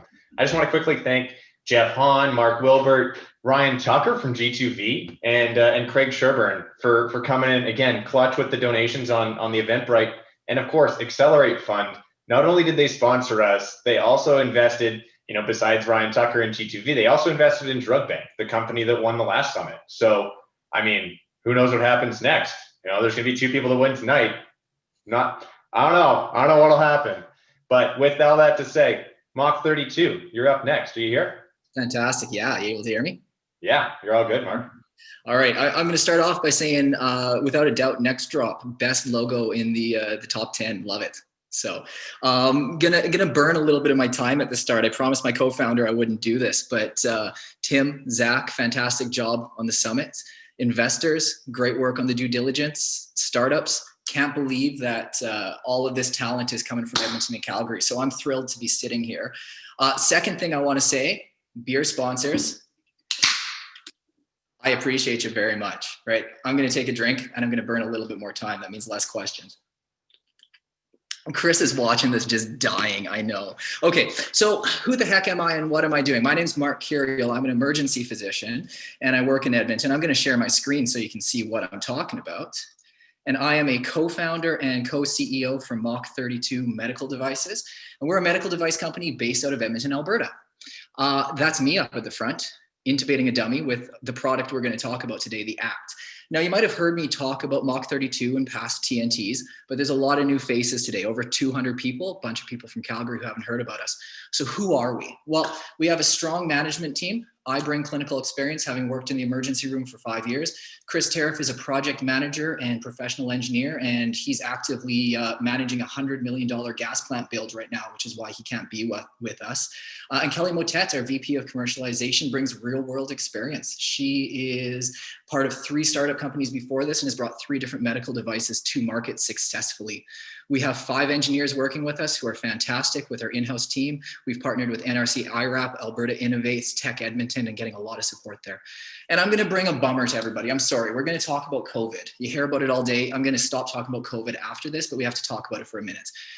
COVID sucks, and COVID sucks for a lot of reasons, but one of those reasons is we know that life-saving procedures can make people sick. So intubation, BiPAP, CPAP, anything that I do in the emergency room to put air in someone's lungs creates infectious aerosols. And these aerosols can spread up to 10 meters, and they can be infectious for up to 3 hours afterwards. So that means anytime I'm trying to save a life in the emergency room, I'm potentially infecting every single person, healthcare worker and patient within 30 feet of me. So elective surgeries are being canceled, life-saving procedures are being withheld, and I'm not able to give patients the treatment that they need because of that risk. And what's the solution? Well, we engineered something called the ACT, the Aerosol Containment Tent. And this is a portable personal negative pressure isolation unit. And the easiest way to describe this, it is a viral vacuum. You put the patient's head and neck into this, you turn it on, you do your aerosol procedure, and it sucks up the virus. This is the new standard of care for aerosol generating medical procedures. And when I say that, I'm not overblowing this. We know that all provincial health authorities from coast to coast recommend negative pressure for aerosol generating procedures. The problem is, how many intubations have I done in a negative pressure room, a brick and mortar room in my hospital since COVID started? None, because I only have 2 of those rooms in my entire hospital and they're always full. So realistically, we have invented a device that allows the standard of care as put forward by hospitals, hospital boards, health authorities to actually be used. And we took this from idea to market in 5 months.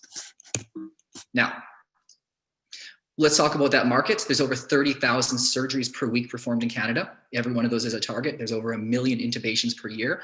And there's an estimated over $50 billion lost per month from American health facilities, partially due to lost work from procedures that aren't being done due to COVID-19. That's a massive market. So because it's 2020, I'm sorry, but I'm going to use a meme. Here's how it started. This literally is a PVC device that we built in our chief engineer's garage in the summer. Let's talk about how it's going. Well, we took delivery on our first production run of devices, and we've shipped these coast to coast. We have these devices in our sales team's hands, and they are getting into hospitals as we speak. We were on the media recently. You might have seen that. We were on CTV provincially. CBC News took us nationally, and a French language story that they actually want to follow up on.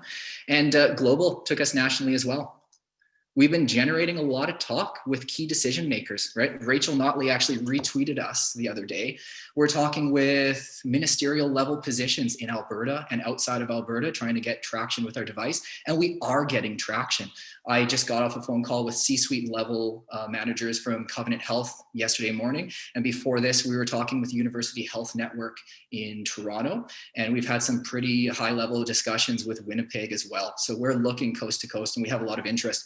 Every single day, our inbox is inundated with frontline workers who want this device in their hospital.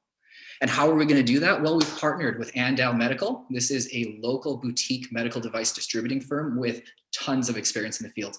We're in 5 provinces. We have 8 sales reps. We have demo units on site. We have over $1 million in active quotes out there right now that we're just waiting to convert on. And talking with Sandy Wright, the CEO of Andau Medical, she says she has never seen this much interest this early in a product. 5 months, and we're having over $1 million in potential sales already. So where are we going next? Because that's where we are. We're heading south.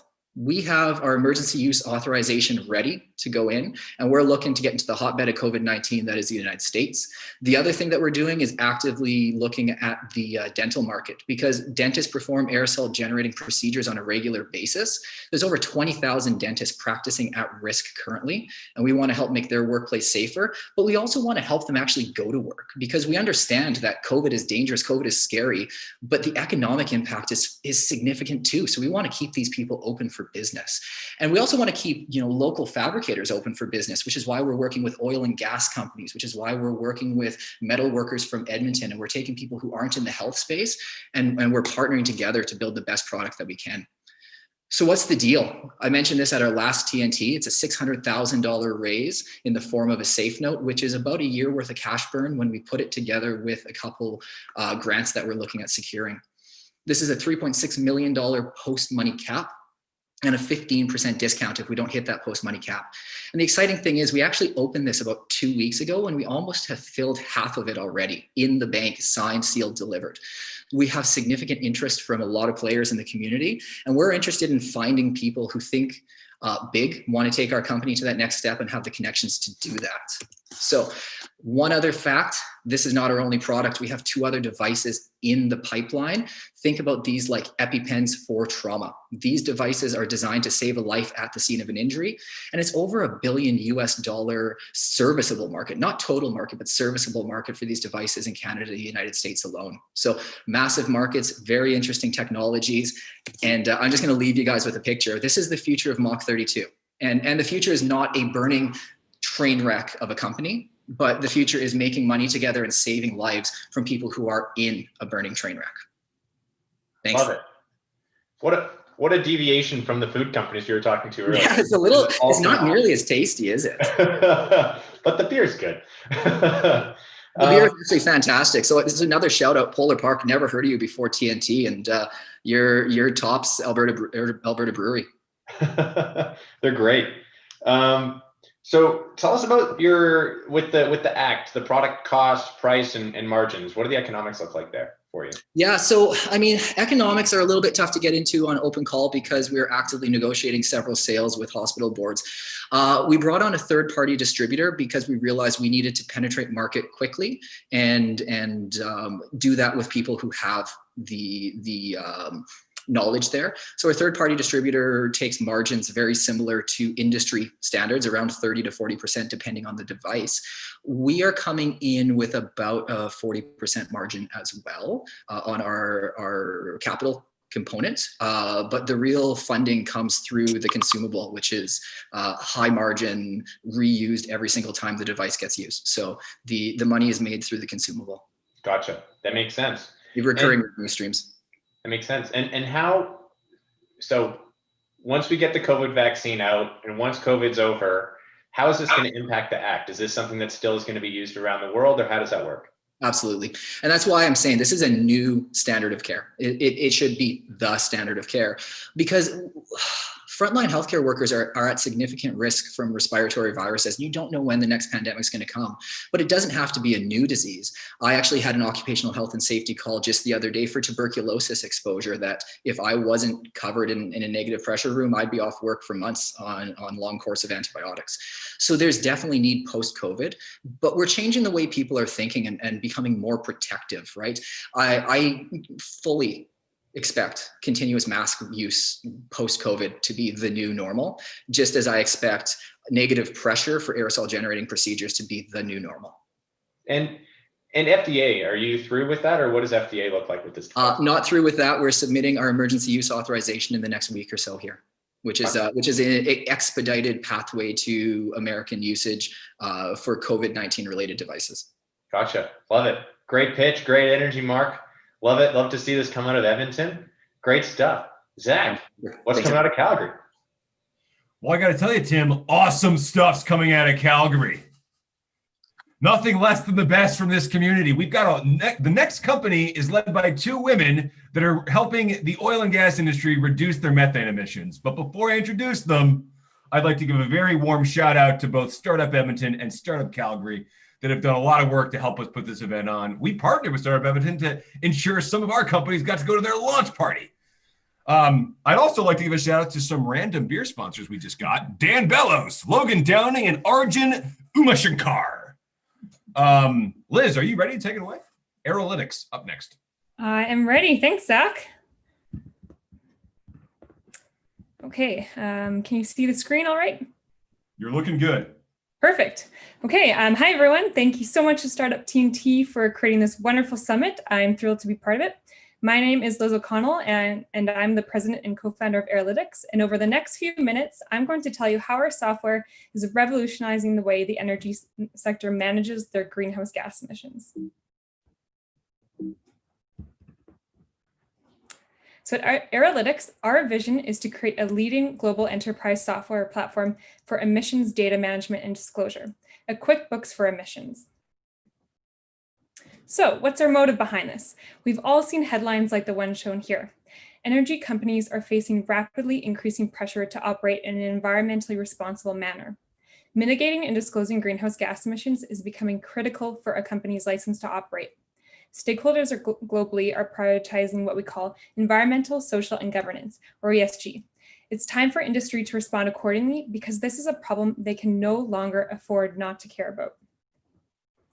To address this issue, many governments around the world have created regulations that require the oil and gas sector to reduce their emissions, such as in Canada, where governments have set a 45% reduction target and have recently enforced brand new regulations to help achieve these objectives. But between increased compliance costs, the fact that producers have never before actually had to measure their emissions, and mounting pressure from investors around ESG, producers need a solution. That's why we've developed AeroViz, a software platform that enables the energy sector to seamlessly track, manage, and disclose their greenhouse gas emissions. AeroViz is composed of several modules. Our current module is focused on methane management and compliance. The proprietary algorithms powering this version save companies over 40% on their emission measurement costs through a field optimization feature. These savings are on the magnitude of hundreds of thousands of dollars for a medium-sized producer. Savings are also realized through the automation of compliance processes, which would otherwise be done manually in many cases. So next on our product roadmap, we will expand beyond methane to include additional air emissions. Our ESG module will track progress on internal emissions targets and reliably disclose data via common ESG frameworks. AeroViz connects emissions data collected by any measurement technology with infrastructure, leak repair, and production data sets, linking granular level field data to management level decision-making. The algorithms that fuel the analytics are powered off our founding team's 30+ years of combined experience analyzing this type of data. Arolytics is technology agnostic, which sets us apart from our competitors. Our solutions are unique in that they have the ability to integrate data from any measurement sensor, source, and region, making emissions management from a single central platform effective on a global scale. Our emissions simulation feature is the only commercial tool of its type on the market, and as a result, we've even had referrals from the regulator for new clients for us. So with over 1.3 million wells and facilities across North America alone, there's a massive global market opportunity for AeroBiz and a multi-billion-dollar TAM. The 198 energy-related methane policies worldwide create a strong regulatory market driver. And this is growing. So just actually last month, the European Commission announced their EU strategy to reduce methane emissions. But it doesn't stop at oil and gas. Additional emitting industries such as fossil fuel power generation pose tremendous market opportunities for our product. AeroBiz is offered through a B2B SaaS business model with tiered pricing according to company production levels. Our first module will see an average 70 to 100K annual subscription, with that growing to the 300 to 400K range with our ESG product as we expand vertically within a company. Now, despite a struggling oil and gas industry, emissions mitigation has never been so relevant. Just in the past few months, Canadian governments have committed over $1 billion, yes, that's a B, in funding to programs to reduce emissions from the oil and gas industry. And as we see in this chart here, industry is actually taking initiatives themselves to set their own ambitious reduction targets, even regardless of the regulations.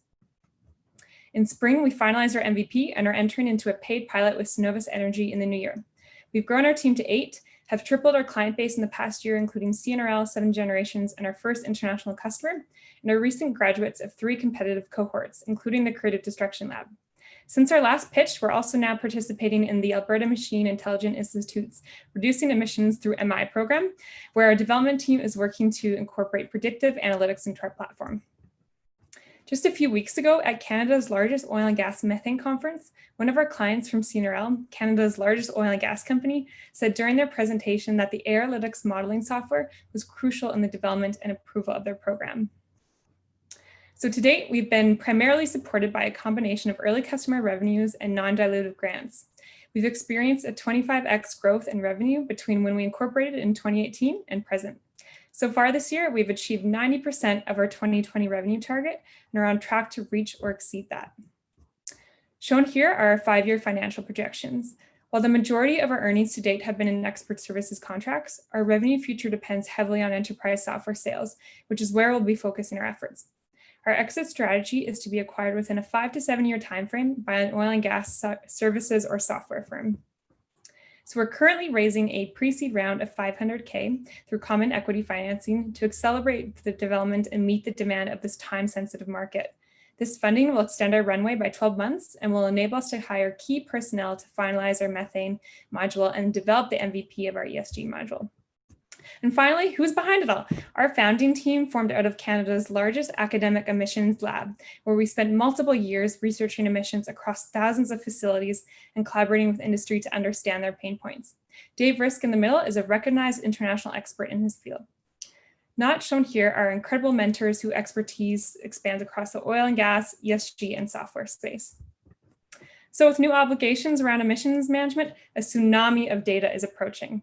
Our team is ready to tackle the oil and gas industry's largest emissions challenges. Thank you, everyone, and I'm happy to answer some questions now. Great job, Liz. You know, you mentioned that the energy regulator has been referring customers to you. Can you elaborate a little bit on who your existing customers are? I know not all of them are using the software platform, but you have great relationships with a lot of customers.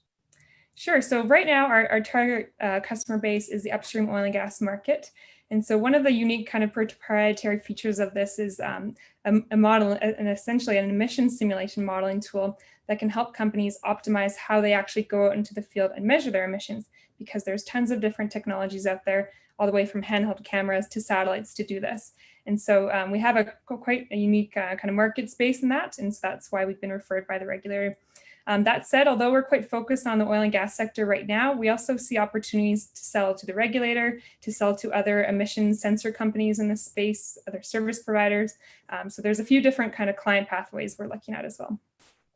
Okay, Liz, Niels asks, what's the time frame that the regulators have given the oil and gas firms to get their emissions tracked? I might put a follow-up in there. Can they actually use that $1 billion you mentioned to pay for your technology? Sure. So these regulations, the first part of the question, these are actually brand new regulations. They just came into effect in January. So producers are kind of scrambling to figure out what the heck to do, because this is the first time they've ever had to actually measure their emissions directly. So with all this new funding that I mentioned, most of that funding goes towards emissions reductions directly. So installing, capital cost to install hardware that results in direct emissions reductions. That said, you can't, manage what you don't measure. And so data platforms like this are a really critical part of that, tracking the performance, understanding, are we actually, what are our reductions? How can we report this to our funders and to the government? And so collectively with the hardware, software really fits well in that. And yes, the answer is that we're looking to see how our company can fit within these current funding opportunities. Absolutely. Chasing those down. Yeah. Okay. We got about a minute and a half left for you. And so I want to maybe point out Edan's point here, which is who are you talking to invest in this thing? Because I know that you're having some really advanced conversations with various groups. Sure. So we've been looking at both angels and also kind of early stage pre-seed VC firms. And so through CDL, we got connected with a couple of potential angels through that who we're in discussions with. We're currently talking to a potential lead investor, hoping to close our round in the next month or so. And as well, a potential strategic investor that has amazing connections in the space and really great experience as well. Yeah, and I know I'll give a shout out to one of our TNT investors who's very interested in investing in you outside of the summit. So props to Edan for that. Okay, we're almost done here. I do want to mention that there's someone watching who says they want to get in touch with you. I think they're from another VC firm. And let's do one final question. If I can find one, Kyle says, do you plan on creating a SaaS service to essentially automate and create recurring revenue model around the consulting optimization play? How much consulting will play into the future here versus SaaS? Wonderful question. We get asked that all the time by investors because, obviously they're investing in the software side of things. And right now, our current kind of tool that we're selling through our expert services or our consulting arm of our company, we're looking to automate that as much as possible and actually incorporate that as a feature into our software to really make that sticky. So absolutely looking to kind of blend the two together. Okay, I think we're going to end it there, Liz. Check the chat. There's a lot of questions in there. Please respond to people. Thanks so much, Liz. Tim, back to you. Cool. We've had 4 Edmonton pitches. We've had 4 Calgary pitches. We're going to do the last Edmonton pitch right now and then follow that up with the last Calgary one. And who we have last, I'm not going to tell you. I have to thank our sponsors first. We have a few folks who gave to us on Eventbrite: Shannon Snaden, Graham Anderson, Brenda Shalivo. Really appreciate it. You guys are awesome. Love you all. And then, of course, Tech Edmonton for helping out on recruitment. You guys are great. And Valhalla coming in clutch with the education, just generally being awesome people. This is awesome to work with everybody here. And thanks, everybody, for the support. But now, it's Jana with True Angle. Jana, you around? You betcha, I'm here. Love it. Take it away.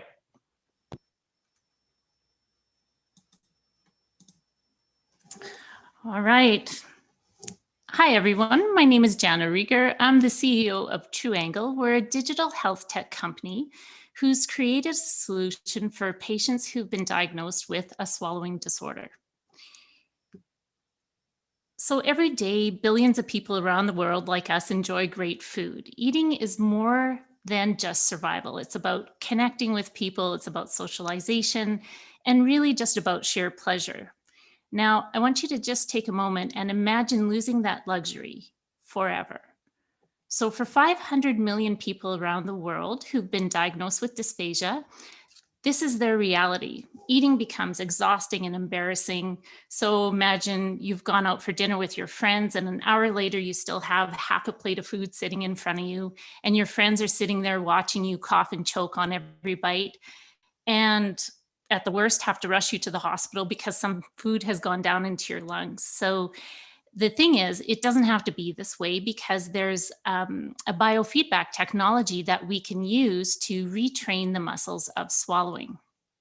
But here's the problem. It requires going to a hospital to get hooked up to this machine, this big machine that'll show you what your muscles are doing. And that has to be done on a daily basis for months. So this is costly and inconvenient.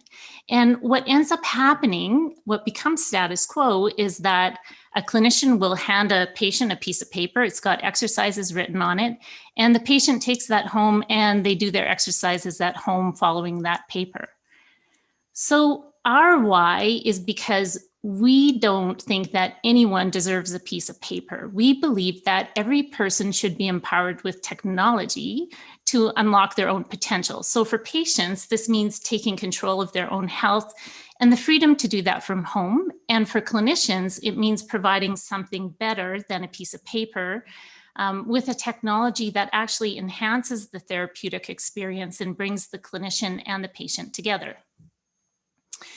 We are seriously disrupting the market. So clinicians are telling us that the mobility is a game changer.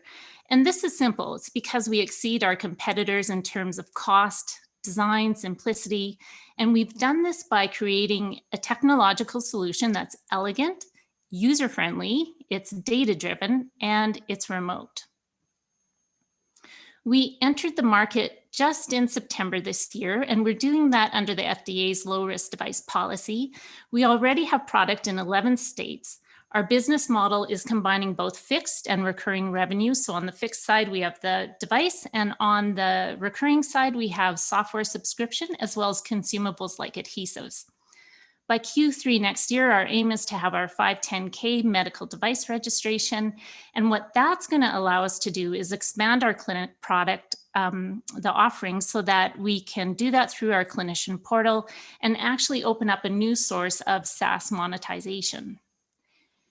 We have two streams of target customers. So first, our patients, and we're targeting them through a direct-to-consumer digital experience for with an ease of purchasing and an ease of setup product.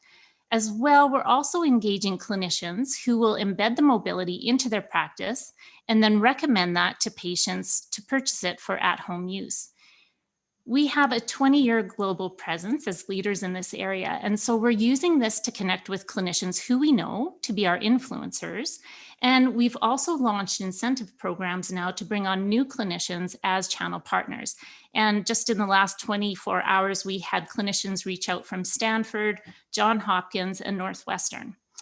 We're also learning a lot about some really exciting potential B2B opportunities with countrywide healthcare companies.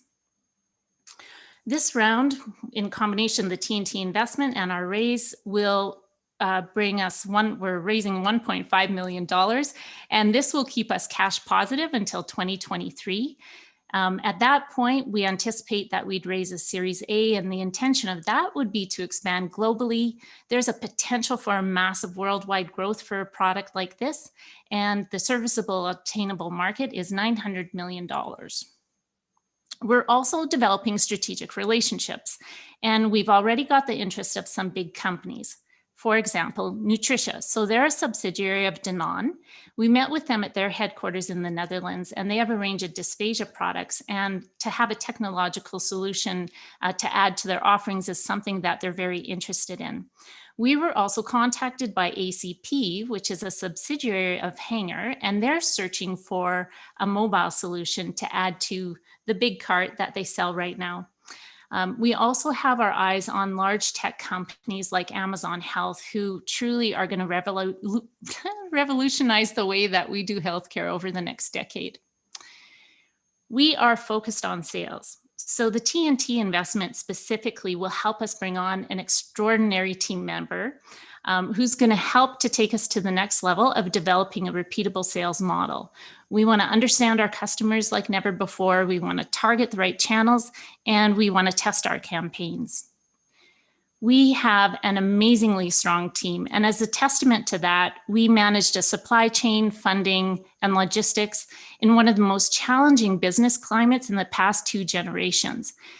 We also launched a product in that time that was on budget and on time, and we never lost sight of other business value adds, such as strengthening our IP position by filing a continuation in part on the patent that we have pending. We have an outstanding operational team that has helped us achieve all these goals, and that includes as well a strong group of business mentors from Alberta, Chicago, and the Valley. So in closing, I just want to thank the TNT gang for this amazing opportunity. We're really looking forward to continuing the conversation. Awesome stuff. Great work. And you're looking for connections to Amazon. I wonder if Ashif, you're at the Grammys, you got Bezos on speed dial, or how well connected are you here? You can probably help them out. So I'm trying to get a sense, just because there's a few questions coming in around how long does somebody use it for? Is it just to use sort of like a pedestrian analogy? Is it sort of like a Fitbit or an Apple Watch tracks your tracks your like exercise. Is this sort of tracking your exercise for your swallowing movements, or how does it work? Yeah, for sure. So thanks for that question. It senses muscle contraction. And so the software that we have running in the background sets personalized targets for patients based on their levels. So it measures baseline, and then it says, okay, for this particular exercise, we want you to achieve here, here's your target level. And then when the patient swallows and the muscles contract, they see a feedback line go up on their phone screen. So it's connected through an app. And they can hit that target. So it is like a Fitbit essentially. But the thing with it is that it is something that, depending on why a person has dysphagia, so there's different reasons. It can be because of head and neck cancer. It can be because of stroke or Parkinson's. So depending on the diagnosis, that basically dictates how long you're going to have to use it for. What we know is that, for example, patients who have oral cancer because they've had radiation, this is something they're going to have to use for a lifetime because of what happens to the muscles because of radiation. So it's a little bit of everything depending on what your diagnosis is. Gotcha. And that answers one of the other questions, which is how long people have to use it for. So that's awesome. Can you walk me through sort of the moat? So why hasn't anybody else done this yet? You described other products. You're going to go to market. Why isn't anybody else going to be able to copy you? Mm-hmm. So the reason, what really is our secret is the software. EMG has been around for 20 years. It's surprising to me that no one else has thought to make it small and portable like this. But what really is the thing that sets us apart is that we've made a software that makes the clinician's job really easy and the patient's job. It is personalized. It has algorithms that are proprietary running in the background. And as well, we're working on some other machine learning aspects of the software. So, and that's part of the continuation in part that we filed was specifically on the software side of the system patent that we have pending. Gotcha. And then with regards to sales, have you started sales or no? We have started sales. Awesome. And how's that going, and what's the path to more of them? It's great. So we have been, what we've seen is that the uptake from consumers is they're buying the package where we have our recurring revenue coming in the door first. So we're really excited about that. We think that the path to market right now, what we're focusing on is for that direct to consumer market, we're focusing on our digital marketing strategies.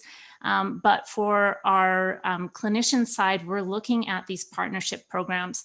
And one of the things that I'm just going to put a plug in here for both the Edmonton Regional Innovation Network, because they gave us an amazing coach to work with, and also the folks who created Sales Primer.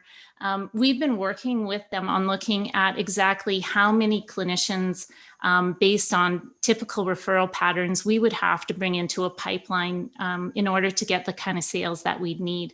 And then from that, we've been looking at the head count that we would need based on how many hours that we're taking right now. So we're balancing both of those, looking at the direct to consumer and this market. And so these are our two path forwards. And the way that we'll look at it is we'll look where we get our biggest bang for our buck, and then we'll put more money into that pathway, obviously. I love it. You know, I'm a sucker for customer economics. Great work. Yeah. Zach, who's up for Calgary? The final one. Are we on to the final pitch of the night? Oh my goodness. We're right on time too. We've got just over 10 minutes left, but you know what? I have actually two more shout outs to give, and I want to make these a little personal because the first shout out is to our friends at Endeavor Advisory, my co-host with you tonight, Mr. Tim Lin, whose day job is a contract CFO. He and his partners at Endeavor work with a lot of the companies that come through our ecosystem as contract CFOs, part-time CFOs. He's also done an amazing amount of work for free to put this summit on, getting all those investor checks in, figuring stuff out. Thanks so much, Tim Lin and the rest of the Endeavor team. And then also to Maggie Barton Baird and MB & Co., who gave us a great deal and an in-kind sponsorship on their normal event planning rates. And God, I can't tell you, there's no way I could have done this event the way I did it last year, where it was like, Zach was just like, hey, we're doing this event. I don't know what's going to happen. Now we're professionals. Thanks so much, Tim. Thanks so much, Maggie. You've upped the game for us in a big, big way. So cheers to that. And of course, Zach, if we're thanking organizers, Zach, you've done a hell of a lot of work. So thank you too. Let's not forget the 3 last dirtbag sponsors who each chipped in $10 for the beers tonight. Brian Donaldson, Alex Kazicki, and Rebecca Green. Thanks so much for joining us. Listen, our final presentation is from Calgary, a team of 4 guys. They've got this company called Your Arbor. I'm sorry, I think it's called Arbor. The website's called Your Arbor. Alex, are you ready to take us home? I know you've got a lot of really cool, exciting updates to wow us with to end the night. Listen, I gotta say, like, TNT clearly knows what they're doing because they saved the best for last. Like, we're gonna bring in the home run right now. All right, take it away, Alex. All right, I'm just gonna share my screen really quick. Just for the record, we did pick people randomly, just so you know. Okay, can you guys see everything? We're good? You're good to go. Perfect, awesome, thank you. All right, so hi everyone, my name is Alex Sidorovich. I'm the CEO and co-founder of Arbor. So nowadays, shopping sustainably is far too difficult. It's expensive, it's inconvenient, the data is largely unavailable. There's over 1.8 billion people who shop online, and 80% of those consumers want to know exactly how environmentally and socially responsible companies are. To address this massive need, we've built the Arbor browser extension, and I'll give you a little tour of how it works. So let's say, oh God, I hate Zoom so much like this. Okay. So let's say we're on Google right now. This is what I'm using is Google Slides. So right away, I can take a look at the stats for Google. So I look at Google and it's 36.7 out of 100. It gives me their lowest scores and their highest scores, and it gives me the most relevant scores. So these ones are the ones that I care about personally the most. So I set these values myself. It's human rights, diversity, emissions, and anti-corruption. I can go into my profile and change those values. So I can add more, take some more away, put a sliding scale of how much I care from 1 to 10. And then let's say I'll change it, I'll add business ethics and I'll put it up to an 8 because I'm that kind of a guy. And all of a sudden it changes the score as well. So these really impact your score because it's based off of what you care about. When I look at alternatives, it'll give you suggested alternatives. So these are ones that are suggested by our backend, but also as a user, I can suggest another alternative. So the more suggestions that we get, the higher they climb if it's the same kind of suggestions, stuff like that. And we approve them on the backend. One cool thing that's super secret that we're working on right now, and if Zoom could just stop doing this, would be nice. All right, so no one's seen this before, by the way, so sneak peek preview, like it's not live yet, we just updated it. So if you're on Amazon right now, so I'm looking at a Lenovo laptop, Amazon, like just not tricking you, it gives me the score right away on the product itself. This is a huge thing. Like we were trying to get the product level at first, and like this is like the big thing right now. What it also does is it pops up on the side and it tells you a quick thing about Lenovo, right? And then also tells you exactly where you can purchase Lenovo somewhere else. And it gives you another company that's on Amazon that's similar to that company as well. So right now it's suggesting Acer. In this area, we're basically going to be putting coupons as well. So if you want to save money, it'll be like, shop at Walmart, save 20% on this laptop. And yeah, that's our super top secret thing. Don't tell anybody, I swear yeah. Okay, so back to the pitch. Okay. So our data comes from a multitude of factual and up-to-date sources and includes ESG, CSR data, B Corp certification, a bunch of things, and it all combined, these sources produce the Arbor Index. How do we make money? So we've developed a marketplace with over 1,200 highly ranked companies such as Microsoft, Nordstrom, and Nike. To put into perspective what our growth is like, when I pitched for the TNT Top 20, we said 300 companies.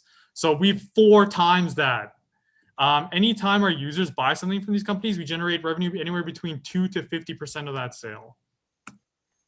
And so the beta has been live on Chrome and Microsoft Edge since November 10th. And so far we have over 150 downloads from 20 different countries, 20 different countries. The extension has been open almost 7,000 times, and we've redirected users 110 times through our alternatives tab. Funny story is yesterday we woke up and we're looking at a bunch of downloads were originating from Portugal. And then we did a little digging, and a Portuguese tech company just randomly wrote an incredible article about us. Like, it's all in Portuguese. You have to Google Translate to actually like figure it out. And it's all super nice stuff. We didn't ask them to do it. Honey is our main competitor. So it scrapes the web for coupons and applies them for you as you shop online. And it was recently acquired for $4 billion by PayPal. They have 17 million users, and they do not provide sustainability insights or corporate data, and they don't suggest alternatives at all. The reason they were acquired for $4 billion was due to the data that they collect. They know how and where people shop, and PayPal was willing to do anything to have that kind of data. We know where and how, and also why people shop, what values influence their purchasing habits, and exactly what consumers want to see from brands. This is extremely valuable to companies. We're currently raising $700,000 on a SAFE agreement at a 7 million cap, 20% discount, and a 1 million raise trigger event. This capital will allow us to expand our team, acquire more users, and take care of our expenses for the next 12 months.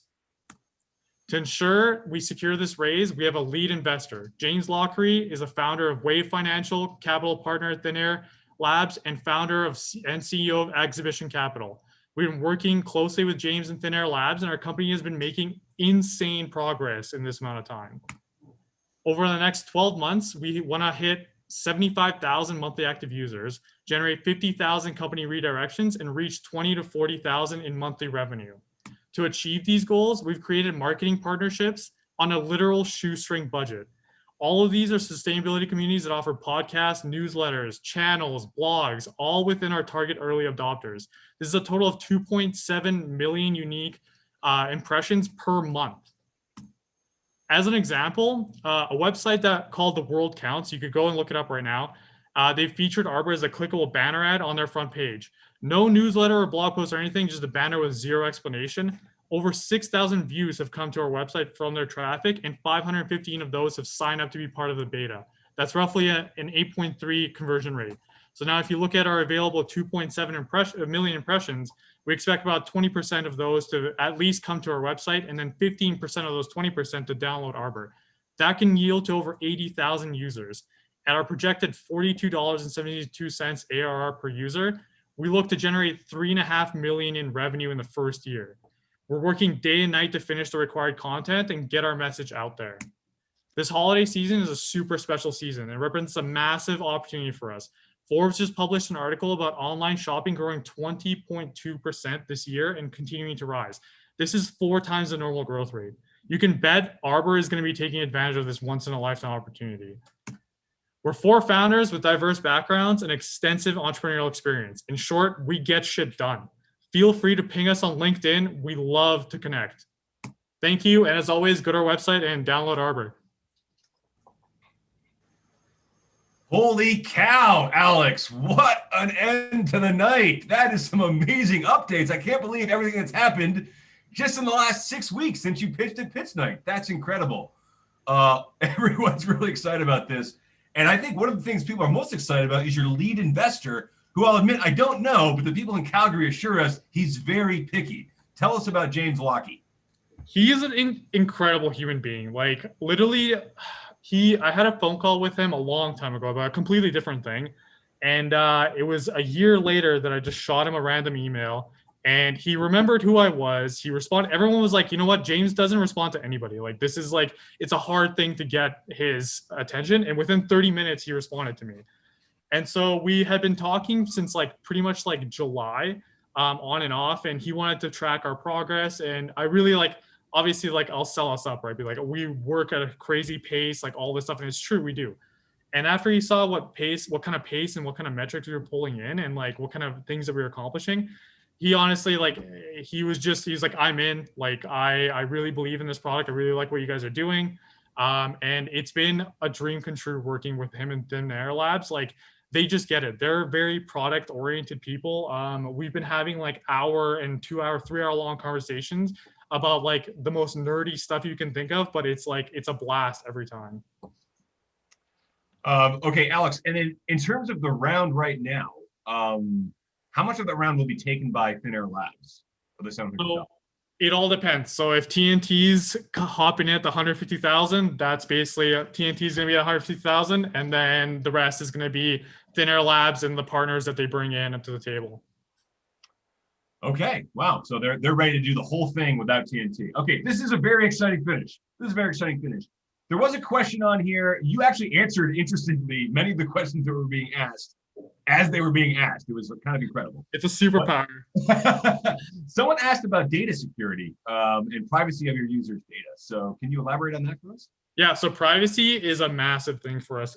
We actually have a privacy page that we're setting up. So it literally talks about the fact that we make sure that everything is in layman's terms, and you understand exactly what we're doing and when we're doing it. So our whole biggest thing is just being literally as transparent as possible, telling you that, you know, like we may make changes to the website you're looking at. So as you saw in the Amazon example, you know, we put a little sticker on there telling you how much, what the score is of that company. We'll have a little pop-up on the side. So Google makes these things sound scary, but honestly, it's not that scary of a thing, because all it is just, it's modifying your site, but it's literally just putting a little thing to give you more information. And we also put in, Google actually, for most extensions, doesn't give you a rundown of how to turn like privacy options on. And we actually tell you how to do these things, so that if you don't want data collected on you, like you can, that's your right, 100%. Another thing that we want to do is, so Discord, actually, we got this idea from Discord. You can pull in, you can ask Discord to give you all of your data that they have on you. That's exactly what we want to do. We want to be able to give you all the data that we have you as personally. You can pull that in, and then you can see exactly what we have on you. All right, Alex. I think we're just over time now. So I think we're going to call it here, Alex. That was an amazing presentation. And I think we're going to have to, well, we're actually just over 5 o'clock. So Alex, stop sharing your screen. Yeah, sorry. I'm just trying to like. The next, like, honestly, Alex, that was amazing. The next step in the process here is the investors are going to go whisk themselves away and do some deliberating about which of these amazing companies they want to invest in. And it's, as Reg Joseph pointed out, it's going to be a very challenging choice. So I encourage all of you to grab another beer and spend a little time figuring out what decision you're going to make. Meanwhile, I was going to propose a final toast. First, to all of our entrepreneurs. Cheers to the entrepreneurs to participating. And I'd also like to make a special shout out to Rob Oming and the Polar Park team for being our original host brew pub, getting these beers together, and also just being a great all-around entrepreneur here in Edmonton. So listen, up next, we have Igniting Innovation with Taproot. So Taproot Edmonton is a great media group here in Edmonton. Mac Mail and Emily have joined us. They'll be showcasing a couple of stories of Edmonton personalities and Calgary personalities making waves in our community. So are we ready to hand it off? Are Emily and Mac here? We're going to be back at 6, right, to announce? That's the game plan? Oh, I guess I should mention that part, Tim. Yeah, we're not done with the pitches. This wasn't a pitch competition. This is an investment process. We're announcing it in an hour. Yeah, so I actually like, I really want to emphasize that. I was about to forget completely. I don't know why. We're going to be coming back, and I have a little check here, actually. I don't know if you can see it on my screen with my background. But anyways, this is a check written in Sharpie. There will be a name on here at the end of the night. And we'll see what these investors decide. Maybe they can't settle for one. We'll see what happens. Listen, yeah, we're going to be back at 6 o'clock sharp. The investors, you should have a separate invite to a separate Zoom link that we're all going to go to and hang out and try and figure out what to do. We're going to return in an hour. I really hope everyone sticks around because we're making this announcement live in an hour. We need a little bit of time to figure things out. So with that, investors, I encourage you to start making your way over to the Zoom call, and I'd like to hand it off to Emily. Are we missing anything else, Tim? Nah, it'll be good. Emily and Mac, are you ready to take over Igniting Innovation? We are ready. Mac here. You hear me okay? Okay, yeah, great. The floor is yours. I'm leaving. Hi, Emily. Hi, everyone. Thanks for having us. We hope you'll stick around for the next hour. We've got some exciting interviews coming up. My name is Mac Mail. I'm the co-founder of Taproot Publishing, and I'm very excited to tell you a little bit about Taproot Edmonton, and then I'll hand over to Emily to take it away for some exciting interviews. Some of you I know are regular readers of our Tech Roundup, which comes out every Tuesday morning and tells you all about what's happened in the past week in the world of tech and innovation in Edmonton and in the region. And I'm sure some of you are also podcast listeners, either to our weekly politics podcast, Speaking Municipally, or our newest podcast, which I will talk about in just a moment. But first of all, I just wanted to talk a little bit about how that podcast came about. So a couple of months ago, I was talking to Zach about the Investment Summit.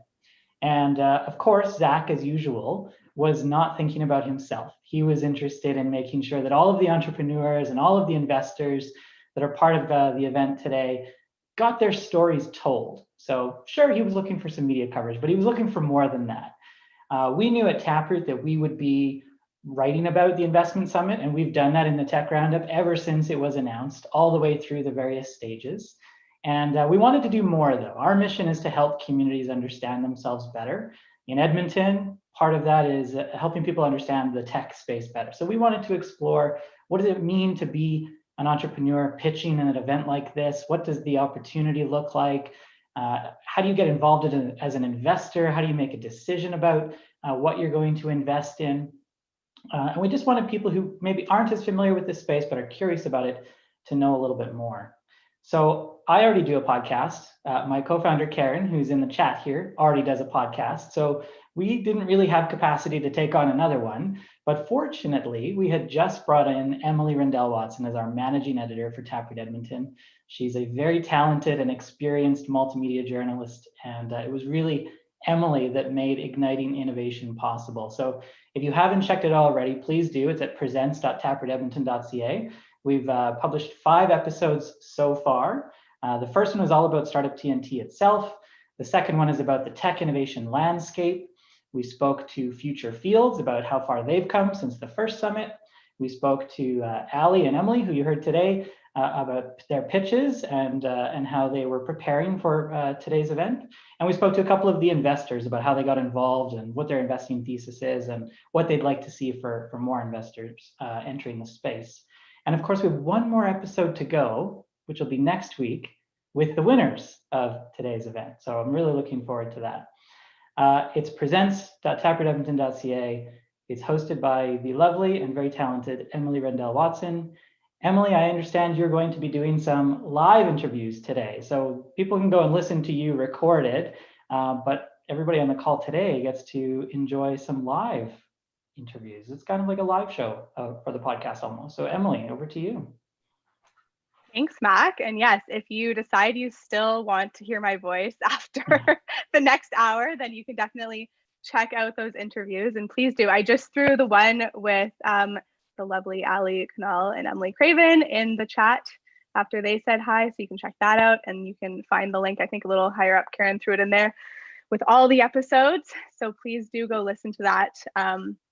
Future Fields, I don't know if I can't remember if Mac mentioned, but Future Fields, who also secured some investment money earlier this year at the first summit, we chatted with them. So lots of fun stuff to listen to.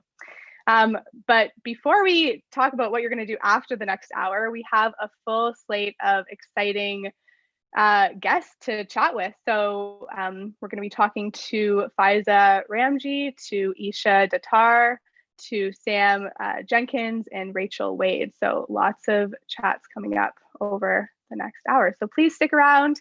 You can drink your Startup TNT beer, you can drink water, you can drink buble or whatever those people call it. Whatever you want to drink, have some snacks, wait for the investors to deliberate. And yeah, please stick around. Okay, so our first guest has actually recently made a big move from New York City all the way back to Edmonton. Isha Datar runs a nonprofit that funds research in cellular agriculture called New Harvest. Hi, Isha. Hi, Emily. Are you there? Oh, good, you're there. I always never know on Zoom, like Am I saying hi to the abyss? To the void. Yeah. Okay, so I'm hoping you can start off by telling us all a little bit more about what New Harvest does and the work that you're doing there. Sure, absolutely. And thank you for bearing with the dark room. I'm not like used to the lighting situations with Zoom. So my name is Isha. I'm with New Harvest, which is a nonprofit organization, both in the US and Canada now. And we are dedicated to creating a new industry focused on producing animal products such as meat, milk, and eggs from cell cultures rather than from whole animals. And I love that you just mentioned future fields because they were actually a very early grantee of ours. Our approach is very much about how do we seed the field by fostering technical talent that is completely dedicated to, I guess, this new skill set, which goes into producing foods from cell cultures. And we think that it can have enormous impact on the environment, on supply chains, on small countries being able to produce foods that couldn't produce their own foods before, and of course, not having to farm animals anymore. Okay, and so in terms of making that move with your company back to Edmonton, my understanding, partially fueled by unfortunately the pandemic that's happening right now. You're in the process of trying to set up your company here. Why Edmonton? What has that process been like for you? So when I first got here, it was literally the day Justin Trudeau was like, we're closing the borders. Canadians, if you want to come home, now's the time. And we packed into a car and drove 50 hours from New York to Edmonton with an 8-month-old baby. So it was a very extreme little adventure there. But one of the reasons why I'm so excited to be back in Edmonton, which is where I grew up, is, I learned of this whole concept of growing meat from cells here at the U of A. And Alberta has such a unique kind of university because it connects the kind of cell biology excellence with the food tech and agricultural excellence, which actually doesn't happen a lot in the States, for example. In the States, a lot of the food and ag stuff happens in the Midwest, and then the biomed is private universities on the coasts. So we have a lot of cool kind of overlap of disciplines. And also a lot of the alternative proteins that have been blowing up lately, not just what New Harvest and Future Fields are doing, but also, Beyond Meat, Impossible Foods, Just, Oatly. A lot of these alternative proteins originate from crops that are grown in the prairie provinces. So we have a supply chain that begins in Alberta, Saskatchewan, Manitoba. And what I would like to do is, over the past 7-8 years or so, we've done a lot to seed the field with, 10 of the first pioneering companies who have collectively raised over $600 million in investment. We'd like to help those companies move towards developing their pilot plants, building out their research facilities, and really scaling up. And I think that can be best done in Alberta if you combine the workforce development that can happen at Albertan universities with the supply chain that originates here. Okay, and you've been gone for how long? Is it 10 years? I've been gone, 10 years. 10 years. How do you think that Edmonton is better suited now to be a place to run a business like yours than it maybe was 10 years ago? Like, what growth have you seen that just means it's a better spot to do this out of? I mean, I know that 10 years ago I was 10 years younger, so I'll factor in that piece of data. But upon returning, there is a different energy when I tell people about this idea. 10 years ago, it was kind of like, it was actually like laughter, and then, go ahead and go work on that somewhere else.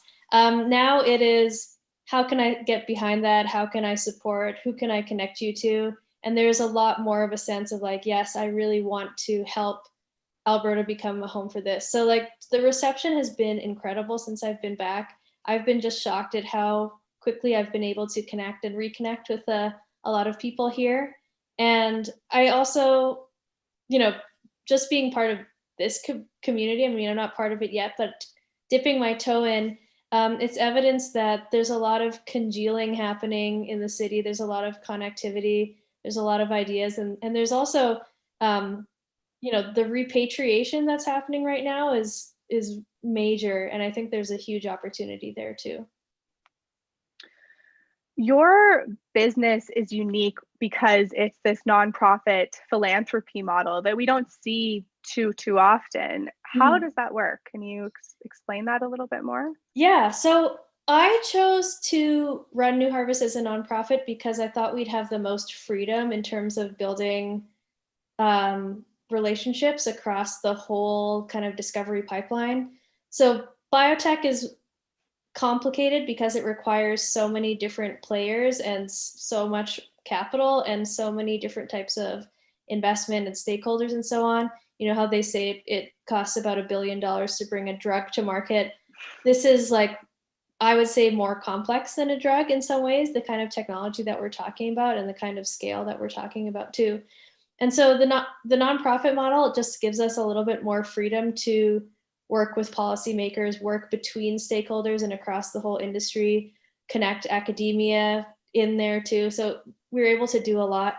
And we also have a really interesting relationship with investors where we are doing a lot of work to train talent and to position people in the field to become companies. We're like a pre-incubator. And then we're very happy to hand them off to people who are a lot more smart about investment than I am to grow those the field and the companies further. So I think of the nonprofit as this like really important glue that plays a role in developing a completely new industry. When you say that it's really important in terms of, you know, maybe a better fit in terms of funding research, do you hope to see more? Companies move towards that model, or do you think that? No, in some ways we're replacing what governments should be doing, but doing it because governments usually are not the first to come up with a new thing like this. So, you know, in an environment where government funding for research is usually lagging or requires some inspiration, we're kind of filling that gap for now with the hope that we can catalyze governments around the world to really dig into this. And in the meanwhile, we can design new incentive structures, new training structures to make sure that this industry does not kind of fall to the same issues that have affected kind of the pharma industry, for example. Okay. You've shared a little bit about what's next and what you have in the works, but do you have any other exciting news or plans that you want to share about where you're headed or what you're currently working on? Sure.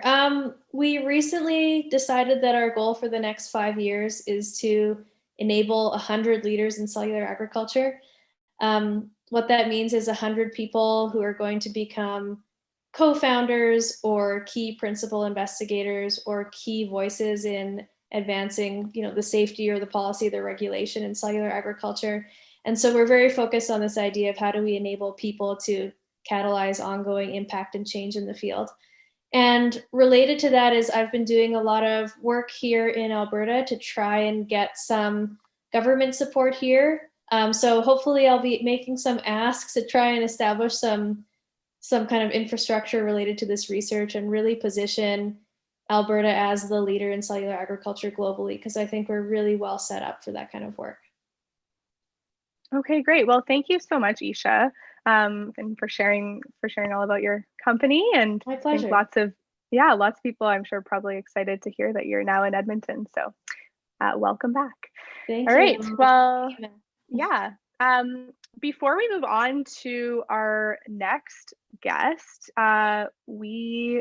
just a quick reminder that you can throw questions into the chat, and that hopefully we're going to have some time at the end, and there can be for Isha, they can be for Sam or Faiza or Rachel or whoever you want, but you can throw them in kind of as we go or towards the end. So if you think of other things that you'd like to ask any of the panelists, then please do put those in the chat, and they will be sticking around for the whole time. So we'll have some time at the end before we find out the results of the summit. Okay, so our next guest is Faiza Ramji. She is the principal of On Purpose. On Purpose builds brand and market strategies and works at the intersection of marketing, business development, and customer experience. She's also an entrepreneur and is currently co-creating a brand called Field Notes. And that brand or that company connects consumers to Canadian agriculture using peas, which is actually, fun fact, an ingredient grown here in quite an abundance, but is often overlooked. Faiza also has a background in investment banking, tech, broadcast media, and most recently economic development, rethinking how to shape a city's image and reputation through entrepreneurship, trade, and investment attraction. Hi, Faiza, are you there? Yes, I am. We Hi. had some internet challenges, so, oh, good, okay. Yeah, I think Startup TNT is breaking the internet. I think today is the day. Yeah, no, and yeah, thank you so much for being here. I wasn't sure. I'm glad that we were able to sort out the internet challenges. Okay, so you've worked for EDC, you have a background in marketing. When we talk about developing a brand for Alberta's ecosystem, what does that actually look like? Yeah, to me, it's interesting because I think there's so much confusion between a brand and a visual identity or slogan, and people get really caught up in that side of branding. Is what is our tagline for Alberta? What is our visual? What's the catch that or the hook that we're going to bring people in with? And really, the brand of Alberta is what people actually experience when they come here in whatever capacity that might be, if it's a visitor, an entrepreneur, a student, or whatever. So what's interesting about branding is that we don't need anybody to tell us what our brand is. We immediately play our own demonstrative role in creating what that brand is. So, when I think of Edmonton, for example, and I think every pocket in Alberta has, again, sub-brands within the larger brand of Alberta. But I'll speak from my Edmonton experience because I was born and raised here. I think about common threads. So when I've asked for help in the past, or I've tweeted somebody and said, hey, can we grab a coffee? I don't know you, but I want to chat about something. People always say yes to me. And so to me, that is a brand value of Edmonton, is that we don't just say we care about community or we care about collaboration. We actually walk the walk. And so when I think about building a brand for Alberta, I just look at the ecosystem here of any sort of economy, and you can break it up into 4 groups. You look at startups, corporations, nonprofits and public sector, and then academia. And everybody's kind of got a role to play. So if we say that we have an innovative ecosystem here or an innovative brand, then how is everybody adding to that? And what is everybody doing to make this a place for innovative people, innovative companies, and innovative thinking? And so if it's the government, for example, there's a role to be played in research or funding, but really the role is to create a city that people want to live in. So how do we bring infrastructure here that will attract the right kinds of people? So whether that's LRT or whether that's a vibrant downtown or whether that's business license policies or whatever that might be, but they have a role to play. And so do startups and corporations and universities. And so I think when you think about building a brand, it's how does everybody play together and how does everybody help prove, those statements that we try to make about this place. So when you look at, I assume there's lots of entrepreneurs still on the Zoom call. What are some actionable steps beyond that can be taken to help to develop that brand that we're talking about? Well, in order to build Alberta's brand, I think we have to be anti-brand for a second, and we have to start tooting our own horn. Albertans, especially Albertan entrepreneurs, are so good at keeping their own best secret. Like, we just quietly change the world. We don't tell anybody. And then when somebody asks us, oh, what are we working on? Oh, I'm just working on this tiny little thing that's going to help, change the way diabetes medication is delivered. Oh, okay, great. This tiny little thing that you're doing. Or we get so wrapped up in the technology that we've developed that we talk about, and we're so excited about the process of innovation that we talk about the process for so long. And then at the end of the punchline, we say, oh yeah, and we're helping, oil and gas, the oil and gas sector reduce its carbon footprint by 30%. Well, why don't we start with that? And why don't we tell our own stories? We wait for somebody else to celebrate us. And we need to tell our stories of what we're doing and what we're accomplishing here, so that then people can start to hear more and more stories and think, what's the common thread here? And oh my gosh, all these companies are from Alberta, or all these companies are from Lethbridge, or, when I look at like the microbrewery scene, there's so many great microbreweries in this region, and you want to hear that they're all from Alberta. And so I think that's the role that entrepreneurs need to play, is like, we need to start being a little bit boastful and a little bit of a bragger about what we're doing. And that doesn't mean that we need to be obnoxious about it, but we do need to do it because we need to tell the world what we're working on, and we need to bring more people here to help us do it. And you've talked too about the importance of, and maybe you mentioned this briefly, but you've talked too about the importance of not dividing region or city, or being really conscious to not be divided in that way, right? Yeah. I mean, I think, the Netherlands does this really well. If you look at the Netherlands innovation ecosystem, each part of the Netherlands or each small area just happens to thrive in a certain sector. And they don't tell you that, they don't compete against each other and say, come set up in the Netherlands. What they say is, if you want to start something, come to the Netherlands. And then once you do, and you start doing your own research, you'll realize that if you want to be in fintech, you go to one place. If you want to be in edtech, you go to Utrecht. If you want to be in, web or whatever, you go somewhere else. It's kind of natural. And I think we don't give entrepreneurs enough credit that they are going to find their people, right? We just have to be unified in our message about coming here and doing great things here. And, we're a small place. So for us to be able to hone in on like a really small hamlet or suburb doesn't really make a lot of sense. But if we all join forces and say, we're from blah, blah, blah, Alberta, then people will start feeling this love towards Alberta, and then they'll start Googling things or researching on their own, and they'll find the community that is best suited for them and where their allies are. And so I think this narrative of like, Edmonton versus Calgary, it's one that we've made up. Like if you talk to a lot of companies, and even the companies here that we're pitching today, you don't really see any division between who's working in Edmonton, who's working in Calgary, who's working in Lethbridge. It's like a ruse that's been created by the government, because that's where we're competing for dollars, is from federal and provincial funding. But beyond that, I think entrepreneurs just care about finding partners and allies no matter where they are.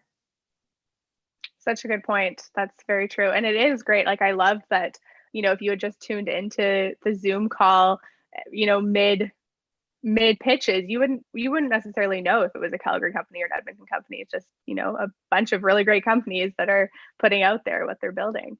That's right. So just turning to startup companies, how important is investing in PR? I think it's hugely important. And I think, there's a great book called, it's called Traction. And it's not the one by Gino Wickman that's about organizations. It's the other one by these two guys whose name escapes me right now. But basically what they've done is they've created a bullseye method, and they help you explore, it's like 19 different forms of marketing. And their point is that as a startup, you don't have enough money to split the pie among 10 or 12 different tactics. You need to focus your energy on 1 to 2 to 3 tactics. And there's really cheap ways that you can test out what's going to work for you based on what you're trying to achieve.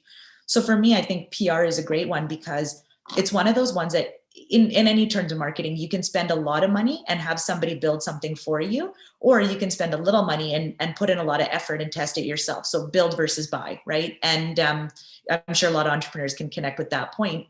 And so what I would say is, when it comes to PR, start looking around, start looking at who's writing about things that are similar to what you're doing. So whether it's your founder story, whether it's your product story, a specific piece of technology or talent, we all have multiple storylines in our businesses. And so we have to start thinking about our business as a series of stories. So when I think about my business, I don't have just one story. I have my story as my journey of an entrepreneur. I have my story about how I work with other entrepreneurs. I have the story of maybe the place that I come from or where I've been. So that's what I think people need to start understanding and practicing that story. And it's not about practicing to the point of inauthenticity, but it's about knowing how and where you add value and why somebody should be interested in you. And then if you personalize your reach outs to journalists or any sort of writer or photographer who cares about the same things that you do, it's going to be much easier for you to catch their attention.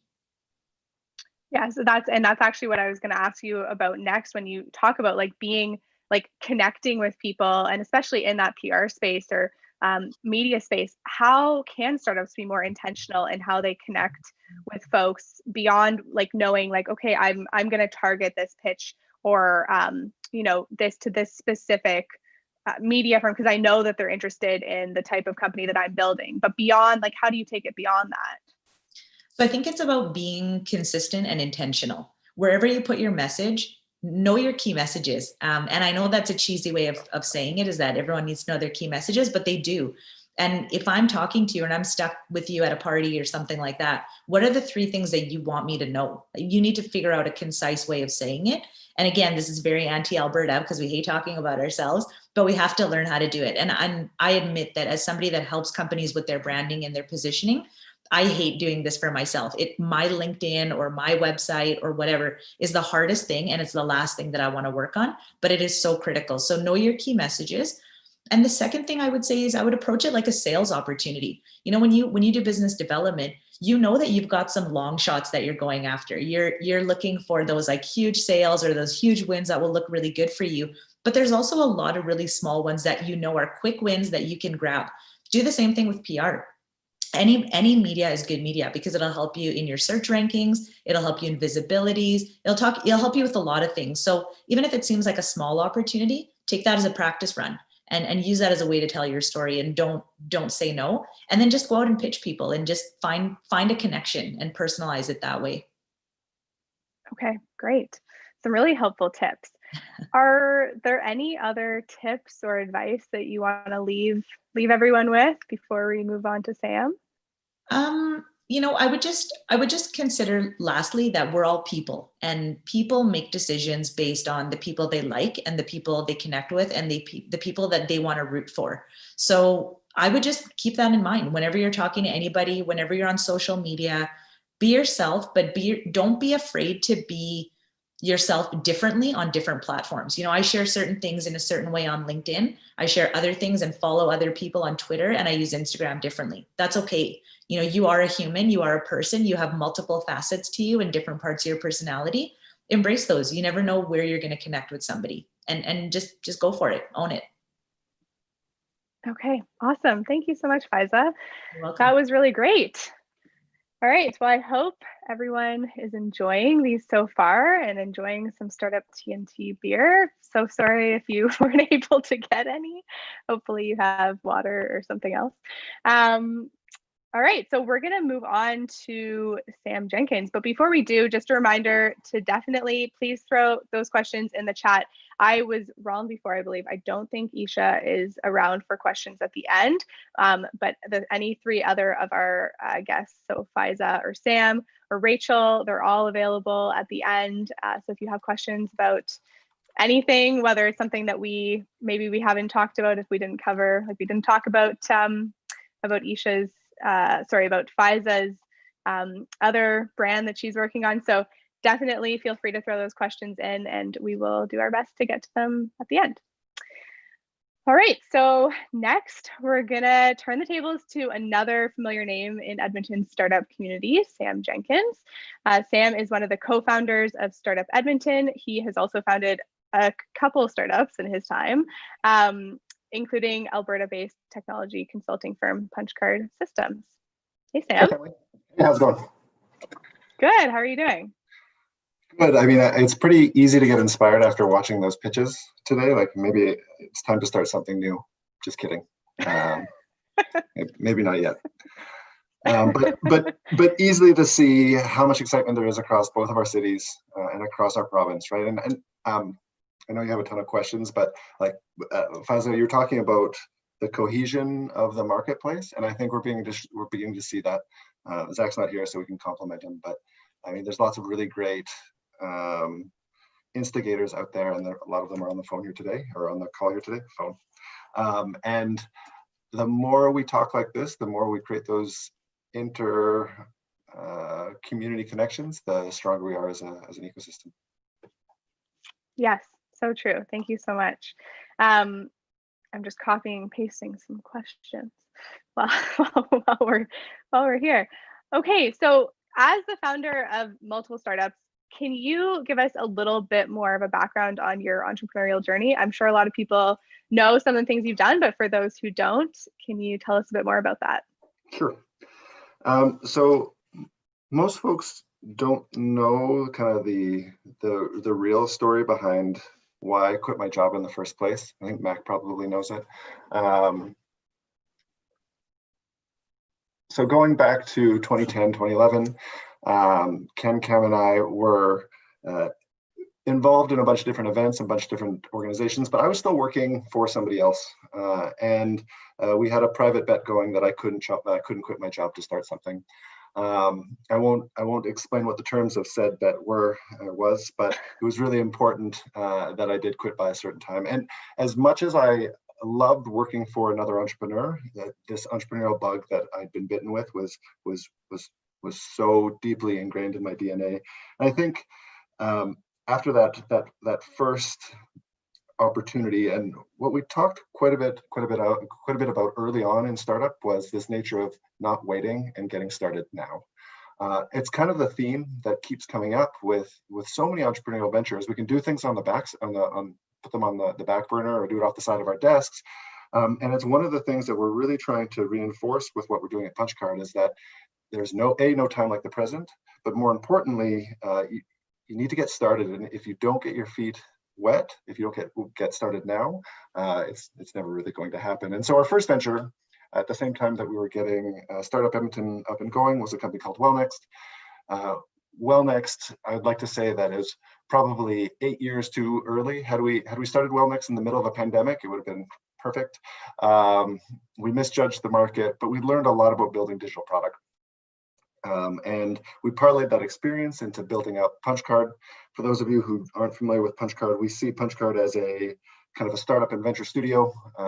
We have a portfolio of internal projects and products. We have a portfolio of external products that we're investing in with our customers, where we use human capital and technical capital to be able to build startups faster. And we have a portfolio of clients and companies where we're really trying to either encourage innovation, build digital platforms, or launch digital products, all with the purpose of building scalable Alberta-based, well, now Western Canadian-based companies. And our goal over the next 10 years, it's a bit of a larger story arc, is to create or transform 100 startups and influence 1 billion people. So we've got lofty goals, but it takes other entrepreneurs to be joining on that journey with us. And I think that's what's special about Alberta. We have folks that are all about collaboration, to use Faiz's words, like we got to work together. And the way we do that is by holding hands and sharing resources. You talked about timing and how important timing can be. When do you know that it's time to maybe move on from a new company or start something new? There's never a wrong time and never a right time. There's just the time. And I think I was just looking at the chat here, and I think Mac said timing is everything. 100%. With knowing when to get something started, I think there's a little bit of black art, we'll call it, in terms of understanding how complicated it would be to get things started. But at the end of the day, there's such an amazing ecosystem of people to encourage us. So even today, I think I made three referrals to Startup Edmonton, and both the Business Model Canvas 101 and the Pre-Flight series. There are so many people who have experience, who can give advice, and who can potentially point us, and I include myself, in the right direction. I was also speaking to somebody today, actually at Harvest Builders, and we were kind of lamenting around the nature of like falling in love with a bad idea. As an entrepreneur, we fall in love with bad ideas all the time.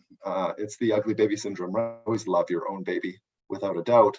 But I said that on a podcast once with Karen, so I should probably walk back my words a little bit about babies. But we often think our ideas are probably better than they are, and we actually need a lot of validation from folks around us to be able to understand how to turn an okay idea into something that's market ready. And the more we talk about it, the more we collaborate, it becomes easier to understand when that point in time is to be able to take the plunge and get started. So in terms of coming up with new ideas, and like talking about like falling in love with ideas or babies or whatever you want to call them, how do you come up with new ideas? Are you always on the look for like something that will spark some inspiration, or how does that part of it work? There's more ideas than time, and I think that's probably part of the wonderful thing about opportunity. We always, all of us, and I think anybody who's here on the call today and who's participating in the startup TNT ecosystem and the innovation ecosystem in general, we're inundated with opportunities. It's about figuring out which ones are the right ones. And I think from my perspective, from PunchCard's perspective, as we're building out our portfolio of companies, we're always looking for what's novel, what's next, and really what's possible. We try to follow things, so we follow a fairly regimented agile process with how we do implementation with our projects and companies. We try to put boxes around things that are small, core, and novel. And I think about the same thing in terms of the investments that I'm trying to make as an entrepreneur and as an investor in the community. Things have to be possible. We have to take moonshots sometimes, but we have to be focusing on what's possible. Now, some of the language that I try to use with not only with our team but also with our clients is the difference between estimating on something, like we estimate on getting something done, but we take bets on possibility. And when we're building a new product or a new platform or a new opportunity, we're actually trying to bet on the upside. And so betting allows for that room for risk, and we're acknowledging the fact that everything that we're doing is all about risk. And so we want to hedge some of those bets with multiple opportunities by looking for really great partners and really great collaborators out there as well. Yes, partners and collaborators. So, and we talked a little bit about this in the rehearsal about how important business partners are in starting a new venture. Mm-hmm. Can you talk more about that and how key that has been both in your experience and then just kind of in interacting with other folks as well, how important that's been? I think so. What's really important to know about partnership is that entrepreneurship is inherently lonely. We know that heavy is the head that wears the crown, and when we do it alone, it's really hard. Looking back at the past 9 months of the pandemic, and probably the 9 months forward as we begin to figure out how to make our way through this, it's lonely for everybody. It doesn't matter if you're an entrepreneur or not.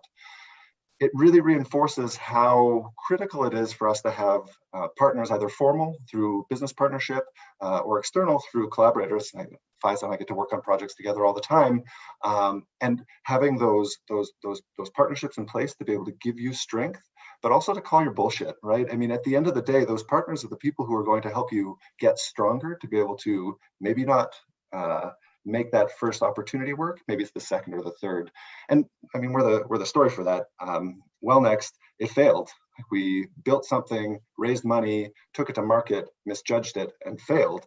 But we were able to use our partnerships to be able to stand up again and make it work on the second time. And now we have a portfolio of companies that all have some of that DNA from those first failures. Now, I'm really lucky. I have an amazing business partner. If it wasn't for Eston, and he and I have worked together now for almost 10 years as business partners and 20 years as employees, I am grateful for our partnership. But we've also tested it quite a bit, right? Partnership, just like marriages and friendships, require trust, and we have to make some core investments in those areas too. I'm laughing a little bit at the chat. I don't know if I have it in front of you, but I'm gonna throw a question in that someone put in the chat for you. What is the best way to find a partner? Someone answered and said Tinder.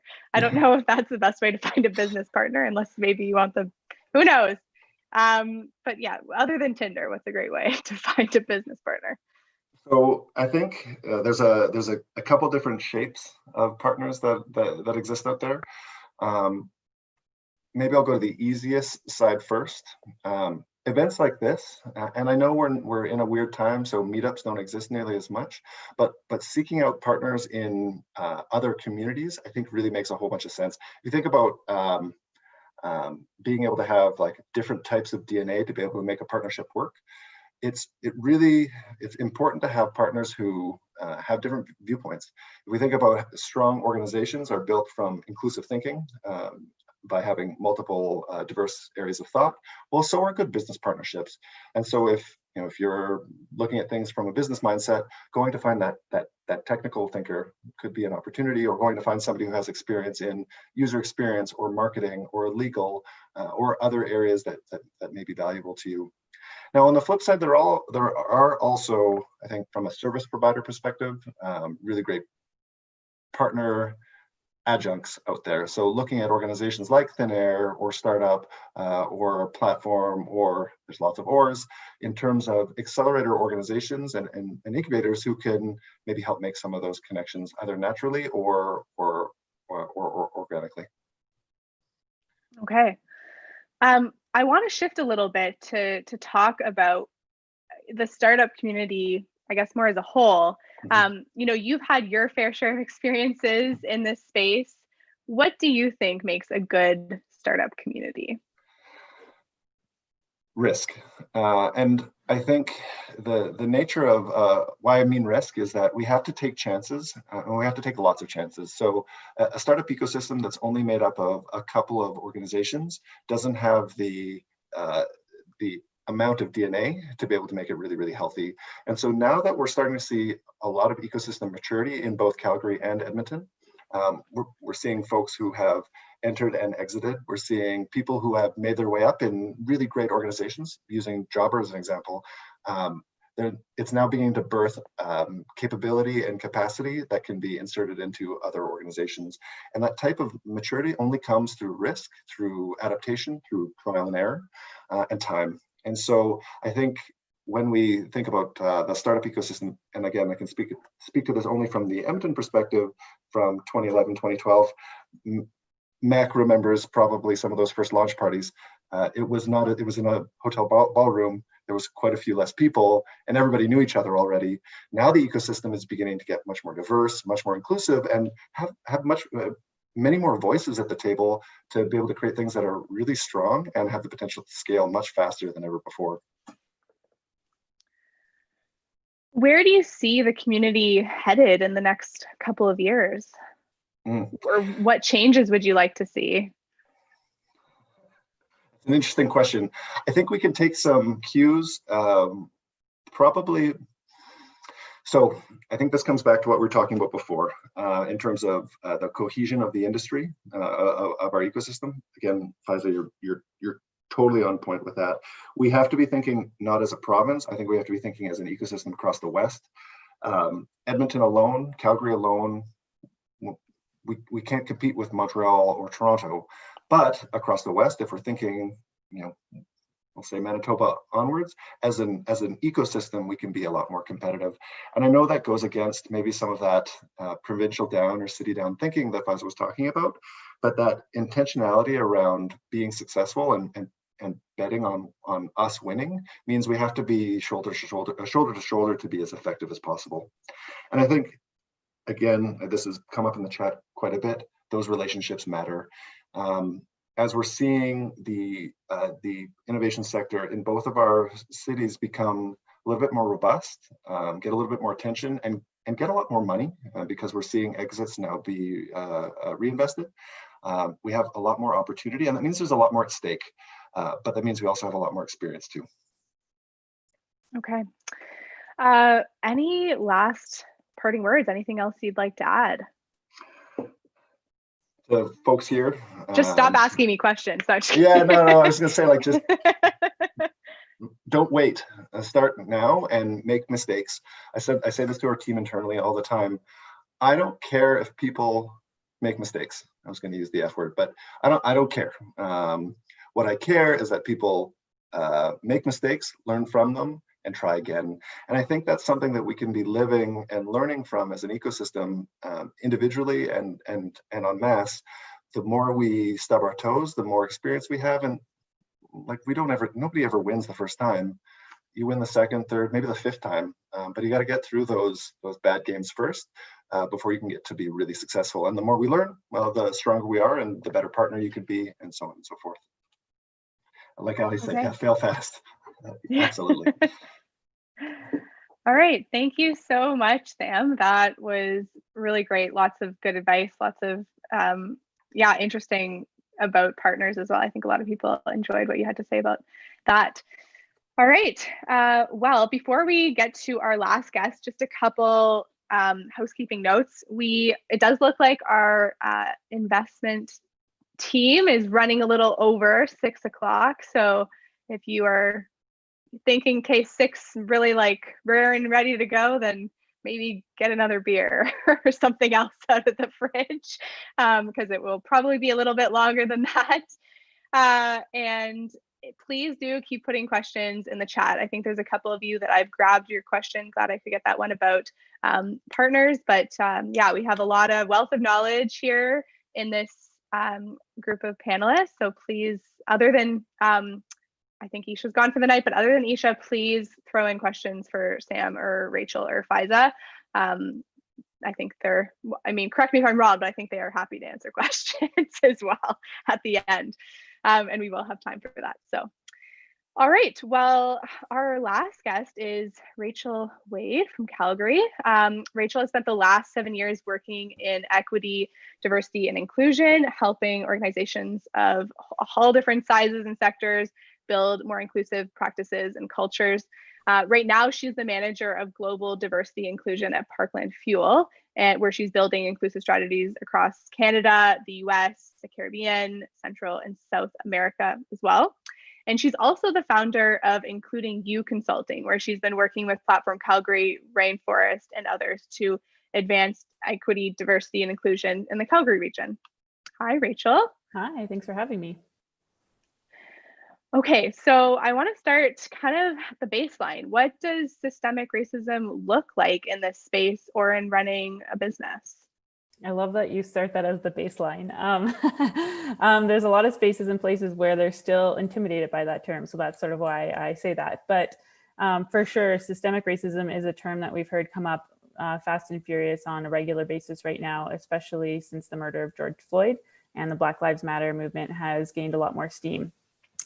So in these spaces and places, I think systemic racism, what we need to understand about that is that it's not about one individual who is racist doing racist things.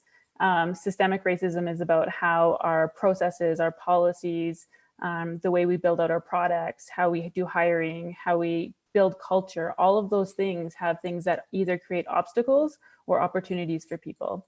And so when you're looking at systemic racism, what you're looking at is taking a second and really thorough look at all of those pieces that make up your organization, from nuts to bolts, and not getting defensive either while you're looking at that. So oftentimes people, when they're looking at these spaces, it's really easy to feel defensive. No one really wants to be intertwined with that word racism, but without taking a thorough look at our systems and pausing that defensiveness, we'll never move forward. So I see spaces and places, I mean, even within some of the pitches that I heard today, we're seeing a lot more focus on ESG and on diversity and inclusion and those things. So we're starting to see how it's being integrated into the offerings and into the products and into considerations within the tech space. There's also a lot more intentionality. I think that word intentional has come up a few times now in this panel. But that intentionality of making sure that we're doing outreach and we're including people at the table that maybe haven't been included before or haven't been included enough before. So that's really the basis, you know, as simply as I can put it, and that could probably be an hour-long conversation on its own, but as simply as I can put it around what systemic racism is in this space and how we all have a place to play in that. You have a bit of an outside looking in viewpoint because you don't have your own tech company necessarily. Can you tell us a bit more about the work that you're doing and what has that experience been like helping organizations focus on EDI? Yeah, so like you had said, I've been doing work with Platform Calgary, a little bit with Rainforest as well. And Platform Calgary has been a great place to start with that because they are the hubs of hubs in Calgary. They are a place that touches all the different spaces and places and journey of those who are doing, you know, startups or are investors and whatnot. So from what I'm seeing there, where we decided to start was really, again, to pause assumptions and to gather data. So we can go into these places and start at the tactic end of things and say, this is exactly what we're going to do, but not even actually realize where the gaps are to begin with. So just like I would imagine you'd be doing with tech, you're doing an analysis of what the problems are first before you dive in and spend a whole bunch of time and money on a solution.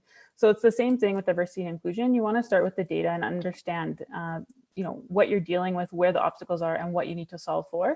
So we're doing the same thing here. And so that has involved a lot of listening, a lot of interviewing, surveying, looking at numbers and breaking things down, and then pulling that together to see what we need to do to move forward. One thing that has come up very quickly through that, though, has been the ecosystem in and of itself and how intertwined it is. So that is something that has become really obvious to me, that where I think there can be competition in certain areas, we need to really cut out competition when it comes to dealing with diversity and inclusion, and really focus on it in a space of collaboration. And so the reason why I say that is because as we help people in different stages and places within their journey as, tech startups and or venture capitalists or founders, what we need to understand is that if you enter part of the ecosystem over here and it's really well developed in diversity and inclusion, and then you get to move on to the next step and it's not, well, then that's a major gap where things are going to start falling down, and there's going to be, again, obstacles in your way. And same thing with the reverse. If you couldn't actually even get through the door because there weren't things that were developed there, but if you could have just made it to the next step, there would have been really great opportunities for you. That's a real problem. So one of my calls to actions too, like the Calgary and the Edmonton ecosystems, is to start finding ways that they can start collaborating in these spaces, and everyone will start thriving, because there's a really great business case, obviously, for diversity and inclusion as well. You get to tap into all kinds of different innovative thinking. Sam already kind of touched on that a little bit, that in order to do really great things and to find great partners, you need to also lean into diversity of thought and diversity of lived experiences. But the other side of it too is that you actually get to understand different marketplaces and different customer bases better as well. And then you can build products that really feel like they were made for them, which allows you to unlock different marketplaces too. Can you talk a bit more about, so you talked about kind of like that process and where you start. Can you talk a bit more about what you're seeing so far and some more of those findings, that like tangible findings that you've seen in the work that you're doing? Yes. So, I mean, I think this pretty loud and clear, even with the Black Lives Matter movement and with the numbers that we're seeing, that there are gaps. So there's been a really strong, I think, over the last few years, emphasis on bringing women into tech. So we see that with things with like Chic Geek and all kinds of different organizations that provide spaces and places for that. We see a lot of work being done even at the university and student level to try and tap into that talent or convince different genders to join into this space. So I don't think the work is done there by far. I think the numbers will show that the work is not done there. However, I think we need the same sort of concerted effort looking at other areas. So whether that is, for Indigenous or people of color or the Black community, and then also even just looking at the LGBTQ community as well. And the other thing too, we have to remember there too, is that you can't always see diversity, right? So there is also this space where we need to pause assumptions and not just sort of like peek over our little credenza or whatever and do a scan of the room and decide, yep, we are diverse, or I know exactly what our diversity looks like. And that's why I always say you need to go back to the data and actually take a deeper look at that, because a lot of diversity you can't see. And if we're going to solve for that, then we have to know it's there. But the other half of that too is that people will often be choosing to disclose or not disclose. And there's all kinds of different reasons why people might do that. And so that means that we need to be building cultures of trust as well, so that people feel like they can disclose and that that's not going to be career limiting. It's not going to change their chances of getting an investor or being hired here or thriving in this ecosystem. So I think that's the other piece of it too, is that we need to start building up that trust and start having more open, honest conversations about diversity and inclusion, which I am starting to see happen, which is great. There's incredible momentum in this space right now. But it's our job collectively not to just rely on that momentum to keep itself going, and that we have to be really intentional about moving that forward. So those intentional steps or actionable steps in terms of like when you're working with a company or a business, in terms of transitioning from finding those gaps into an actual actionable plan of, okay, how are we going to make some changes? What does that, can you tell me more about what that transition looks like, and like how challenging is that? I mean, it's difficult to say that with totally broad strokes. And I only say that because every organization is going to be in its own journey. So it's going to be starting at a different place. There's going to be different attitudes, different education. But the best starting place is when you have obviously leadership bought into that space. The other piece is making sure that you are collaborating with those where you've noticed there are gaps. So don't assume that and we've seen some of these slip ups, right, over, especially throughout Black Lives Matter, where people decide what the solution is without actually bringing those people to the table.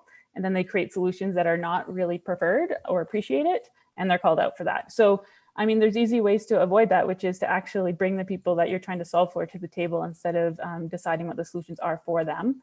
And I mean, there's also outreach, right? So making sure that you're reaching out to different organizations that represent these groups, and they will be really quick to tell you how to connect or what some of the issues are that they're facing. So whether that is, you know, for the Black community or people with disabilities or women, whatever that is, make sure that they're at the table.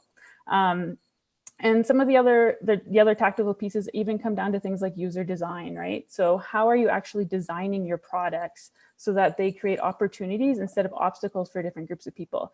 And sometimes that's going to mean pausing expediency a little bit as well, so that you can get to something really great on the other side. So oftentimes I find the nemesis to diversity and inclusion is just wanting to do it how we've always done it, or wanting to do it really quickly, or, you know, these deadlines that we make up for ourselves even. And so sometimes if that means, oh, we're going to have to do a few more focus groups, or there's actually a workaround we're going to have to look at here for this software or whatever it is, that means that you have to be dedicated enough to press pause there, and that has to be important enough for you to actually do that work. How do you measure success in taking those steps and in making those changes? So, I mean, measuring success, of course, depends on what your objectives are or what you're building for. But on a higher level, I would say success looks like a measurably diverse space. But of course, you don't ever want diversity without inclusion or belonging or equity. That's where all these words start coming in, right? Language matters. But so the other piece of it is seeing an ecosystem where it isn't difficult to reach out and find someone that is different from you, where we aren't just copy pasting ourselves, where people have a strong sense of belonging too. Belonging is an innate part of the human existence. And it's not something you can always put your finger on, but it is something you can always feel when you enter a room. We always know when we feel whether we belong or we don't. And the same thing goes for Calgary's tech ecosystem. If we want this to be a space to thrive, we need to be able to make it a welcoming place as newcomers come to the province, as different diverse voices try to burst into the scene. And that's, again, where there is, I think, this dance between being competitive, knowing that these are entrepreneurs and people that have great ambitions, as well as being collaborative, because when we all design for the extremes, then we all do better. So measurement to me would look like actually, like if you did a count of who's in the ecosystem, we could see differences, but then also that those differences were showing up in really healthy ways, the diversity of thought was thriving. And the other piece of that too is that there's tons of, like from Harvard Business Review and other places that show that businesses that are more diverse and inclusive, apples to apples, will always quarter over quarter outperform their competitors. So that's the other thing we should see too. If we're a really great, diverse and inclusive ecosystem, we should be competing with Toronto and Montreal, and we should be able to see that we're able to compete in new ways because we have more innovative solutions and more diversity of thought at the table, and the best ideas are rising to the top. We talked a lot in the podcast series, kind of throughout episode to episode, about diversity in this space, and specifically in Edmonton, but also a little bit in Alberta.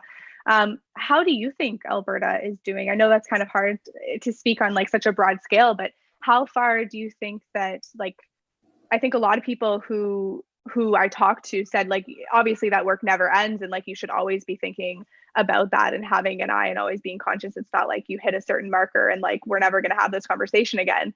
But how far do you think Alberta has to go? Like, where are we now? On what scale, right? Yeah. I mean, I think Alberta is playing a little bit of catch up, to be honest. But I don't think in a bad way. Like, I think there is I think the whole world is awakening to different spaces and places right now. And I think part of that also is due to our population, right? So we have about, for example, 40% visible minority or people of color in Alberta. And according to Stats Canada, by 2032, we'll look exactly like Toronto. And so that means that we'll have 60%, which will no longer be a minority, right? If we're talking about people of color here in Alberta. So with that in mind too, I think when we're developing innovative solutions, we have to be considering not who is our audience today, but who is our audience in 10 years from now and in 15 years from now. And that's shifting and changing very rapidly. So I think there are spaces like Toronto that have been, just focus a little bit more resources on this space, more literal jobs and diversity and inclusion for a much longer period of time. But you're seeing an explosion of this activity right now in Alberta. And again, that is where we have this great momentum, and we all need to work together and continue shoving that forward.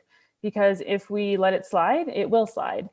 Just like anything else that's important to us, we have to put that intentionality to make sure that we keep it moving. one of the things that when I talked to Future Fields, I thought was such a good point, and really about where it starts, and that like they really had an eye to hire people on and bring more diversity into their business and into their company.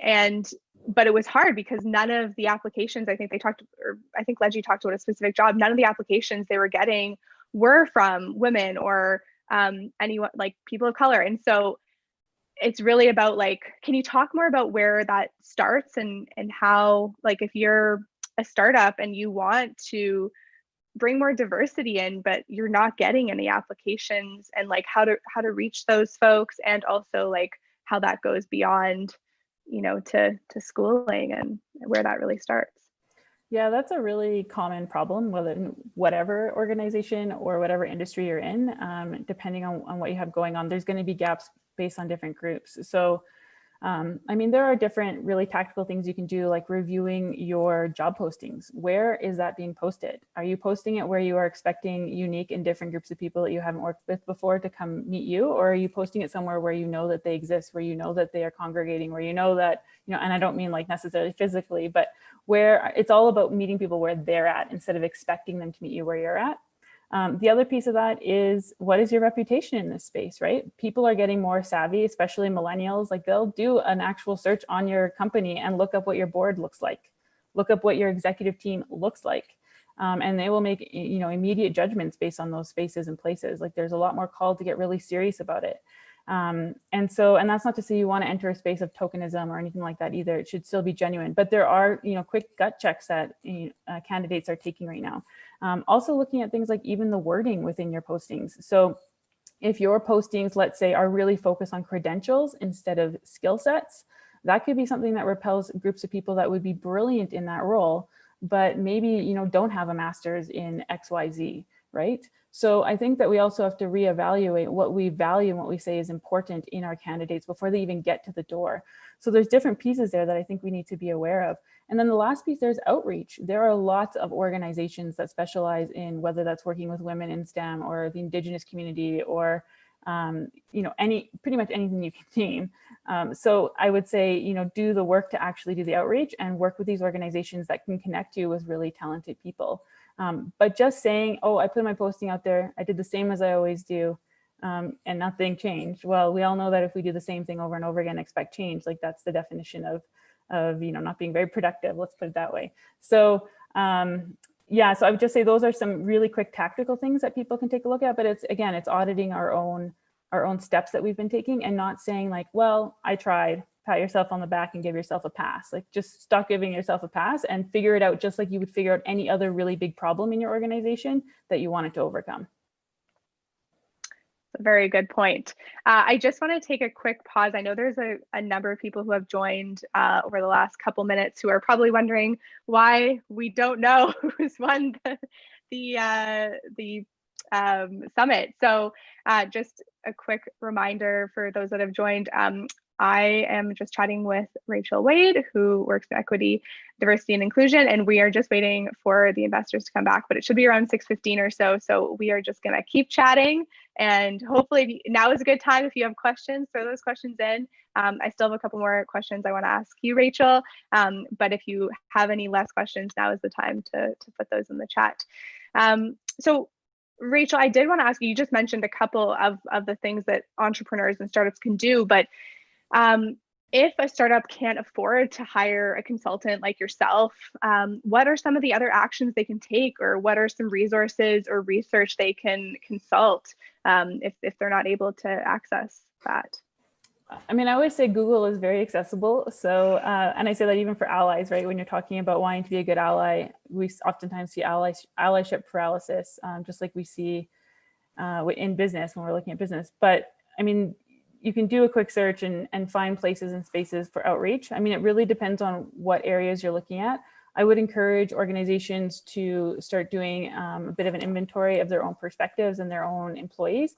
And I say that cautiously because there are spaces and actual legalities around what you're allowed to ask and how you're allowed to retain that data.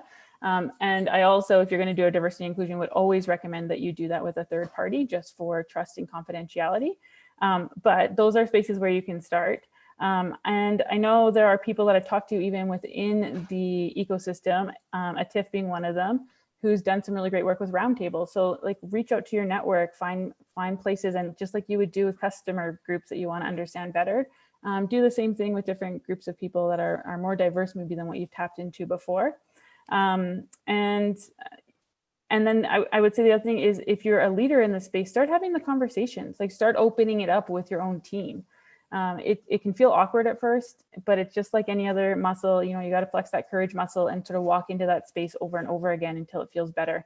But pretending that what's happening around the world isn't going on because you're at work right now, one, isn't very helpful from an engagement standpoint. I've heard from many people from the Black community that have been shocked by the little amount of care that has seemingly been shown to them through a lot of traumatic images that are out there right now. So asking, how are you? Hey, do you want to talk about this? Is this something we can bring up with the team today? Do we want to share about, you know, what we saw on the TV today?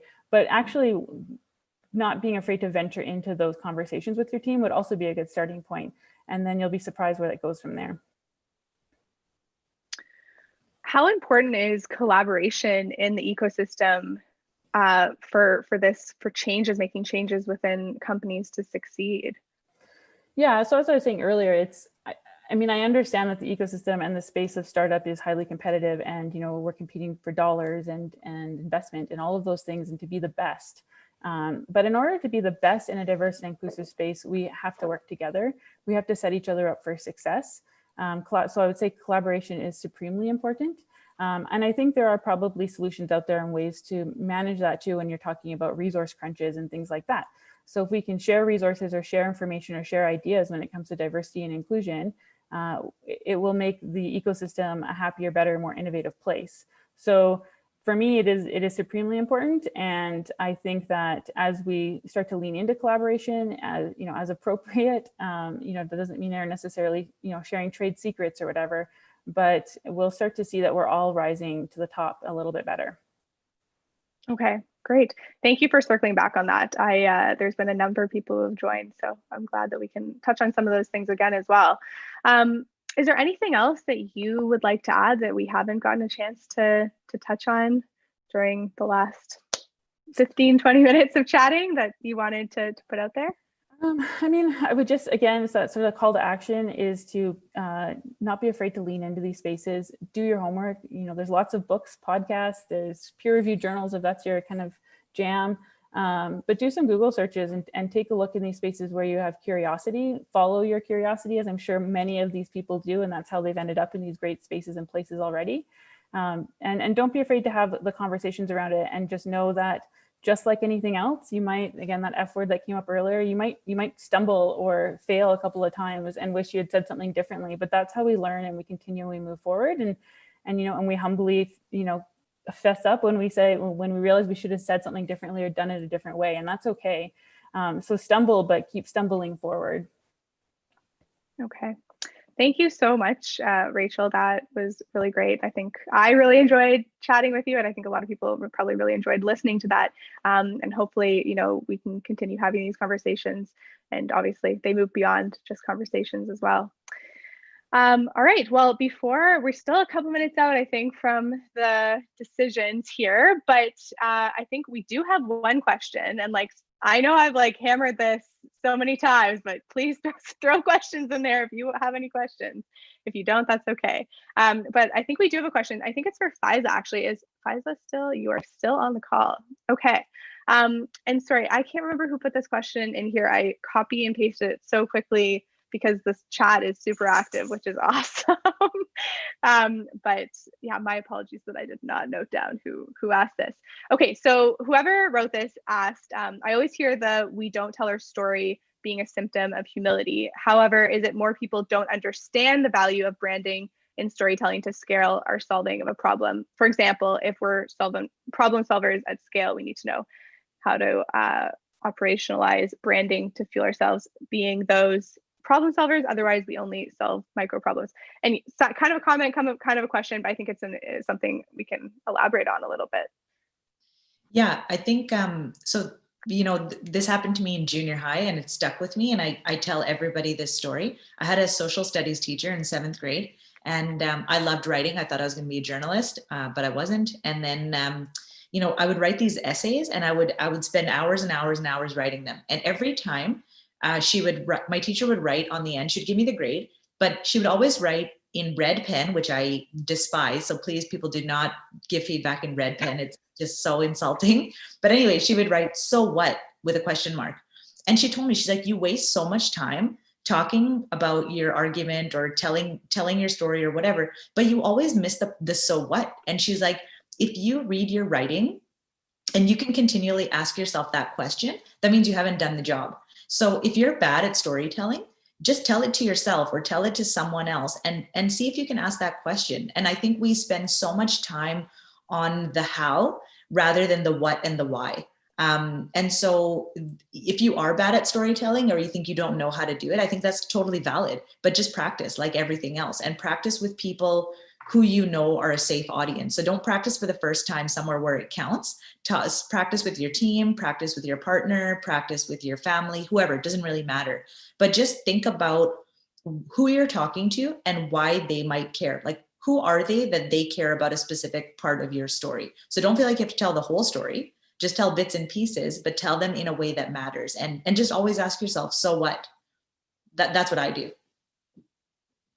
Okay, thank you, Faiza. I think that we are all out of questions, but there are so many great resources in the Zoom chat. So please go and check those out if you haven't been seeing that little red notification pop up at the bottom of your screen. And also, I think Mac and perhaps Karen as well have been putting the different panelists that we had today, their information in there. So if you are interested in finding out more about them and what they're up to or reaching out and connecting, then that should all be in the chat. So definitely check that out. Thank you so much to all the panelists and also everyone who stuck around and listened and everyone who joined at 6 o'clock because you thought you were going to hear a decision. Thank you so much for joining us. And if you are interested in checking out our podcast series about Edmonton's tech innovation sector, you can find that at presents.taprootedmonton.ca or wherever you listen to your podcast. We're also on Apple, Spotify, like the other long list of places where you find your podcasts. I'm sure there's probably something we're not on, but I don't know. Can't keep track these days. There's so many places to listen. Okay, I don't know if the investors are back on yet, but if not, I think we are going to take a quick break. Otherwise, we're going to take a quick break. So grab your beer. Thanks, Emily. Startup and pitching companies who've made this really hard. I said to Zach and Tim not that long ago, are you sure it'll only take an hour? Are you sure it'll only take an hour? And they kept saying, yes, yes, yes. It's taking more than an hour. You guys made this really hard for the investors. They just need a couple more minutes. So I'm going to ask Elise, who's our tech support, to just play our starting soon video. So you have a little bit of sound, but now's a good time to go grab your beer out of the fridge, go to the bathroom. I'm told we're only like moments away, so don't go too far. I'll get Zach to do a little like wee-oo or something when we're ready to go. But Elise, if you can put up that slide, we'll call everybody back pretty soon here.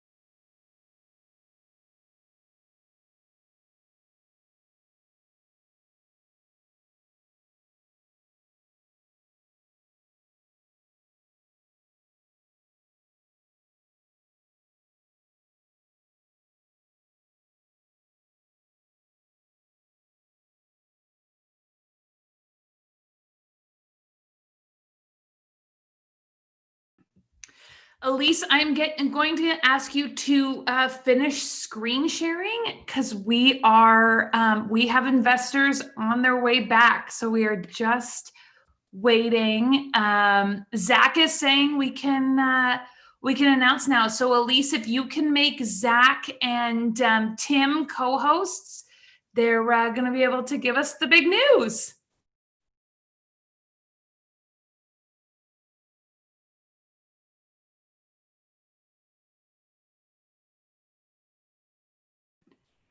Zach, do we have you? You should be co-host now, so you should be able to talk.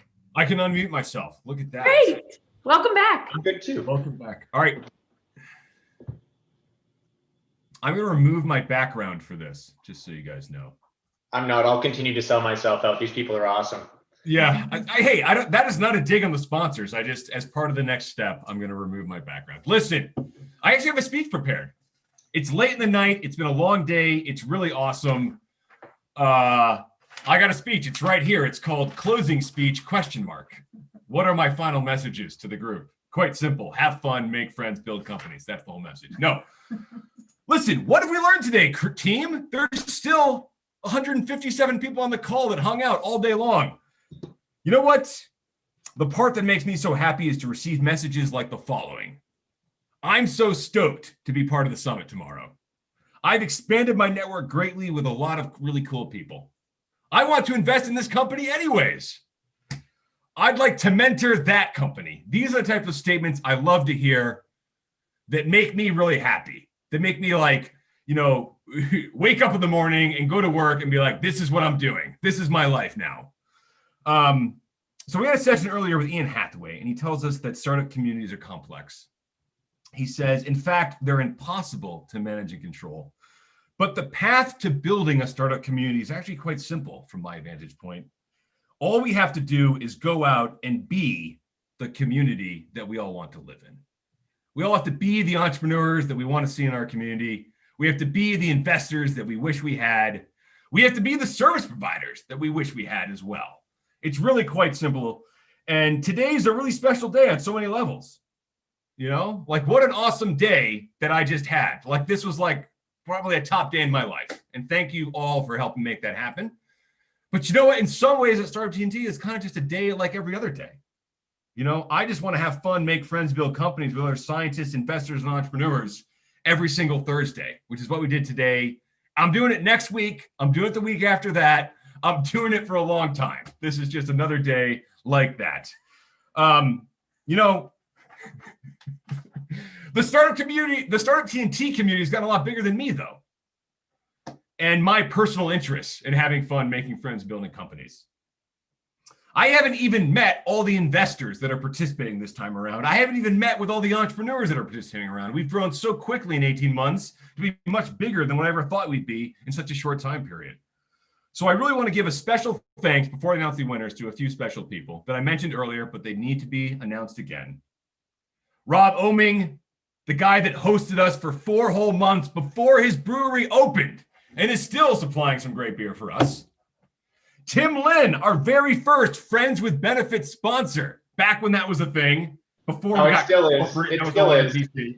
Oh, is it still a thing? Anyways, beer and pizza, that's the Friend with Benefits. Anyways, Tim's worked tirelessly for free while having a full-time job to bring significant process improvements to the summit so we can collect all those investor checks. Michelle Ferguson, who is willing to work with us almost for no money until we finally receive some grant money to compensate her properly. Yasmin Al-Hussein, who's willing to do literally any job for us. Literally any job. I mean, any job. I'm like, Yasmin, we need to do this. And she's like, I'm on it. I'm there with a smile and her cat every single time. Exactly the type of spirit any startup needs. So she's probably looking for a job if you want a fun addition to your team. And then, of course, Maggie Barton Baird. I can't thank you enough, Maggie, for bringing a whole lot of professionalism to this group, organizing an amazing event that ran really smoothly. We went over time at the end. Really, that was my fault for her having a longer deliberation than we needed. Let's just say the Zoom links all finally worked, and the investors even had a proper deliberation room. Last year, I kid you not, I did not reserve a single room for any of the investor meetings. I literally just said, we're having a meeting at this time, at this date. We'll figure it out when the time comes. Other investors figured it out for me. Okay, listen. A final thank you before we announce the winners to my wife, Karen Tang, and my daughter, Summer, who's sitting here next to me. And, you know, Karen doesn't just support me in pursuing my dreams. She actually participates in my dreams with me as an investor in this summit. So thank you, Karen, and so great to have you here. Okay, Tim, are we ready to announce? I don't know. Do you want to like wait on a little bit more? You want to like go through the sponsors again? Like maybe we can chat like a little bit. How many more times do you guys want to hear me call it the sponsors? Oh, they're great folks. They're awesome people. Okay, Tim, which company are we doing first? So we're going to announce the winner. Here's what we're going to do. We're going to announce the winners from each city. And after we announce each winner, I'd like the winner to come up and just say something. You can say whatever you want. You got 30 to 60 seconds. You can say thank you. You can say something else. Tim, who's first? Let's go with the Calgary company first. Okay, I have very exciting news. The winning company from Calgary is Arolytics.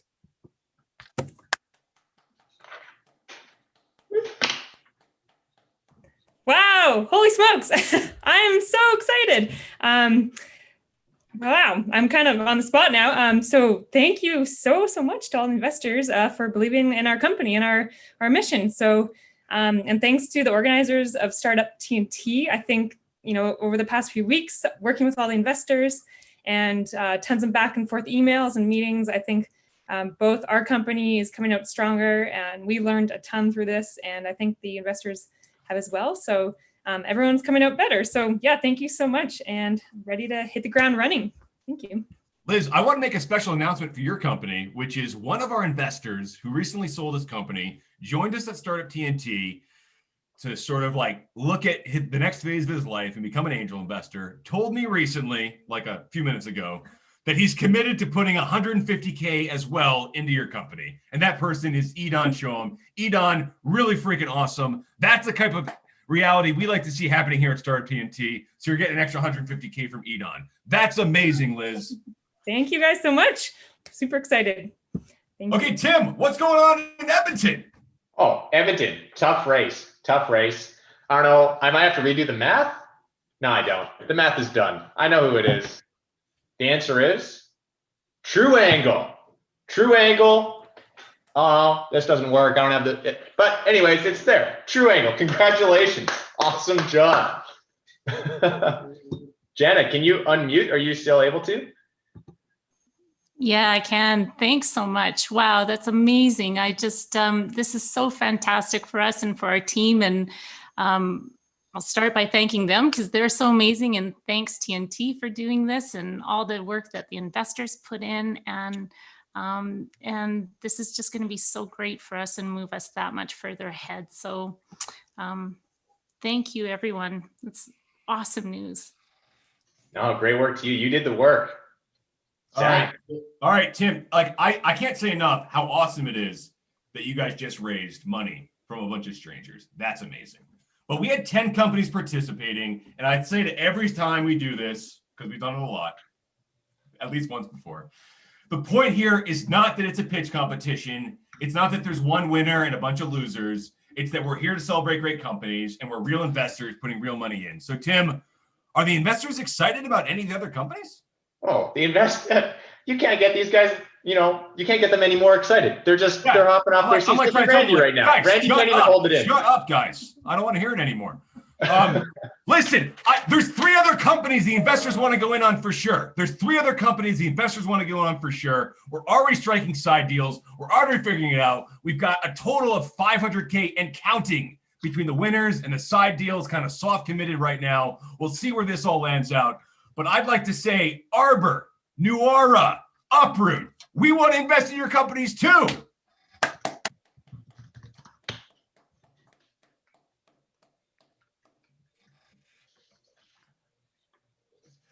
Okay, at this time, that's all the commitments that we're capable of making at the moment. Not every company is receiving money today, but I do want to say you've all learned a lot. We can't invest in every single company every single time, but Christ, there's such amount of like hard to quantify metrics that come out of this event through the relationships, through the new things that are happening, the conversations. And then we had this event earlier today about building a startup community, and the real focus is on the value is in the interactions that are happening. And I got to say, you know, when it comes to Startup TNT, I'm just one guy, and there's so many of you here. You're having quality interactions without me. You don't need me. These things are just happening. We can do this, Alberta. We can make great companies. And let's see. Actually, there's a couple of people that want to say a quick word. I'm going to end this and go to Discord, but can we let Pierre's requesting to say a word? So I'm going to let him say a word, and then I have just some final parting words. I swear it's going to be quick, and then I want you all to hang out with us on Discord. I'll be here all night. Zach, can we give Pierre from Neuraura the right to speak? We didn't mention one important thing. Oh, what's that? What did I forget, Tim? Well, the investors, some of them are cross-investing. It's not just 150 in each city. Is it? Tim, what's the number? Well, we don't have a final number because we haven't convinced everybody yet, but it's at least higher than 150. Yeah, that's a good point. So based on the soft total right now, it's actually over 150K for each of the winners. And it's a total of over 500K across all the deals. So Pierre, do you want to say something? He needs to be unmuted. Yeah, Zach, I just want to say a quick word. Like I've, you know, since COVID, like many in this room, I may say, we probably like participated in like hundreds of different Zoom calls or events or conferences. And like, I don't know how you guys did it, but you really managed to bring everyone virtually and get so excited. And I think that's honestly, out of all the conference I've done, you are the only one who did it. It tends to be boring. You guys definitely rock. So please keep doing that. Well, thank you, Pierre. My wife does a good job to try and keep me humble, but I appreciate the compliments. She doesn't do a great job. You're off. All right, listen. Unless anyone else is dying to say something, I really appreciate that compliment, Pierre. In fact, I hope we could record it so that we can put it as a testimonial. Can I just say, I have like one final remark, okay? And then we're going to Discord and we can end this party, or we can start this party, I should say. Don't be a stranger. I wrote this down. We've got a great lineup of TNT events right through Christmas. Pitch nights, hanging out with Erin. I'm looking at a cocktail Christmas party. It's all going to be fun. And stay tuned for some exciting announcements about our plans for 2021.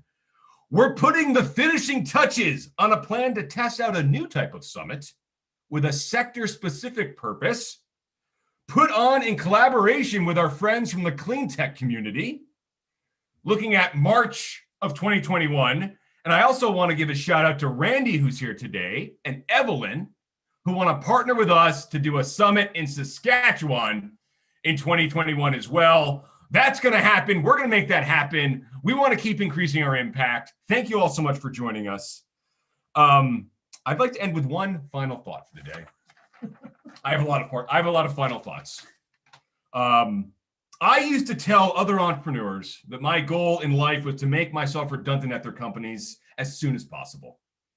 And my goal for Startup TNT is the exact same. I don't want this to be my event, Alberta. I want it to be our event. And we've had so many great people support us over the past 18 months. I'm happy to report that we now have funds available to hire a new chief organizer for Edmonton. So I really hope there's someone in the audience that looks at what we're doing and says, that's pretty cool, Zach, but I've got 1,000,001 ideas to make it even better. So we'll be posting that ad soon, or you can reach out to me directly. And don't stop having fun, making friends, and building companies. You can continue right now on the Discord channel. So that's it. Cheers, everybody. Thanks so much. Take a screenshot of this. Someone taking a screenshot? Well, we're recording the whole thing. Okay, hang out. Join us on Discord. Special thanks to John Pinsent. Can't thank you enough, John, for joining us for 2 summits in a row. Personal mentor of mine. Great guy. Now I'm going to leave.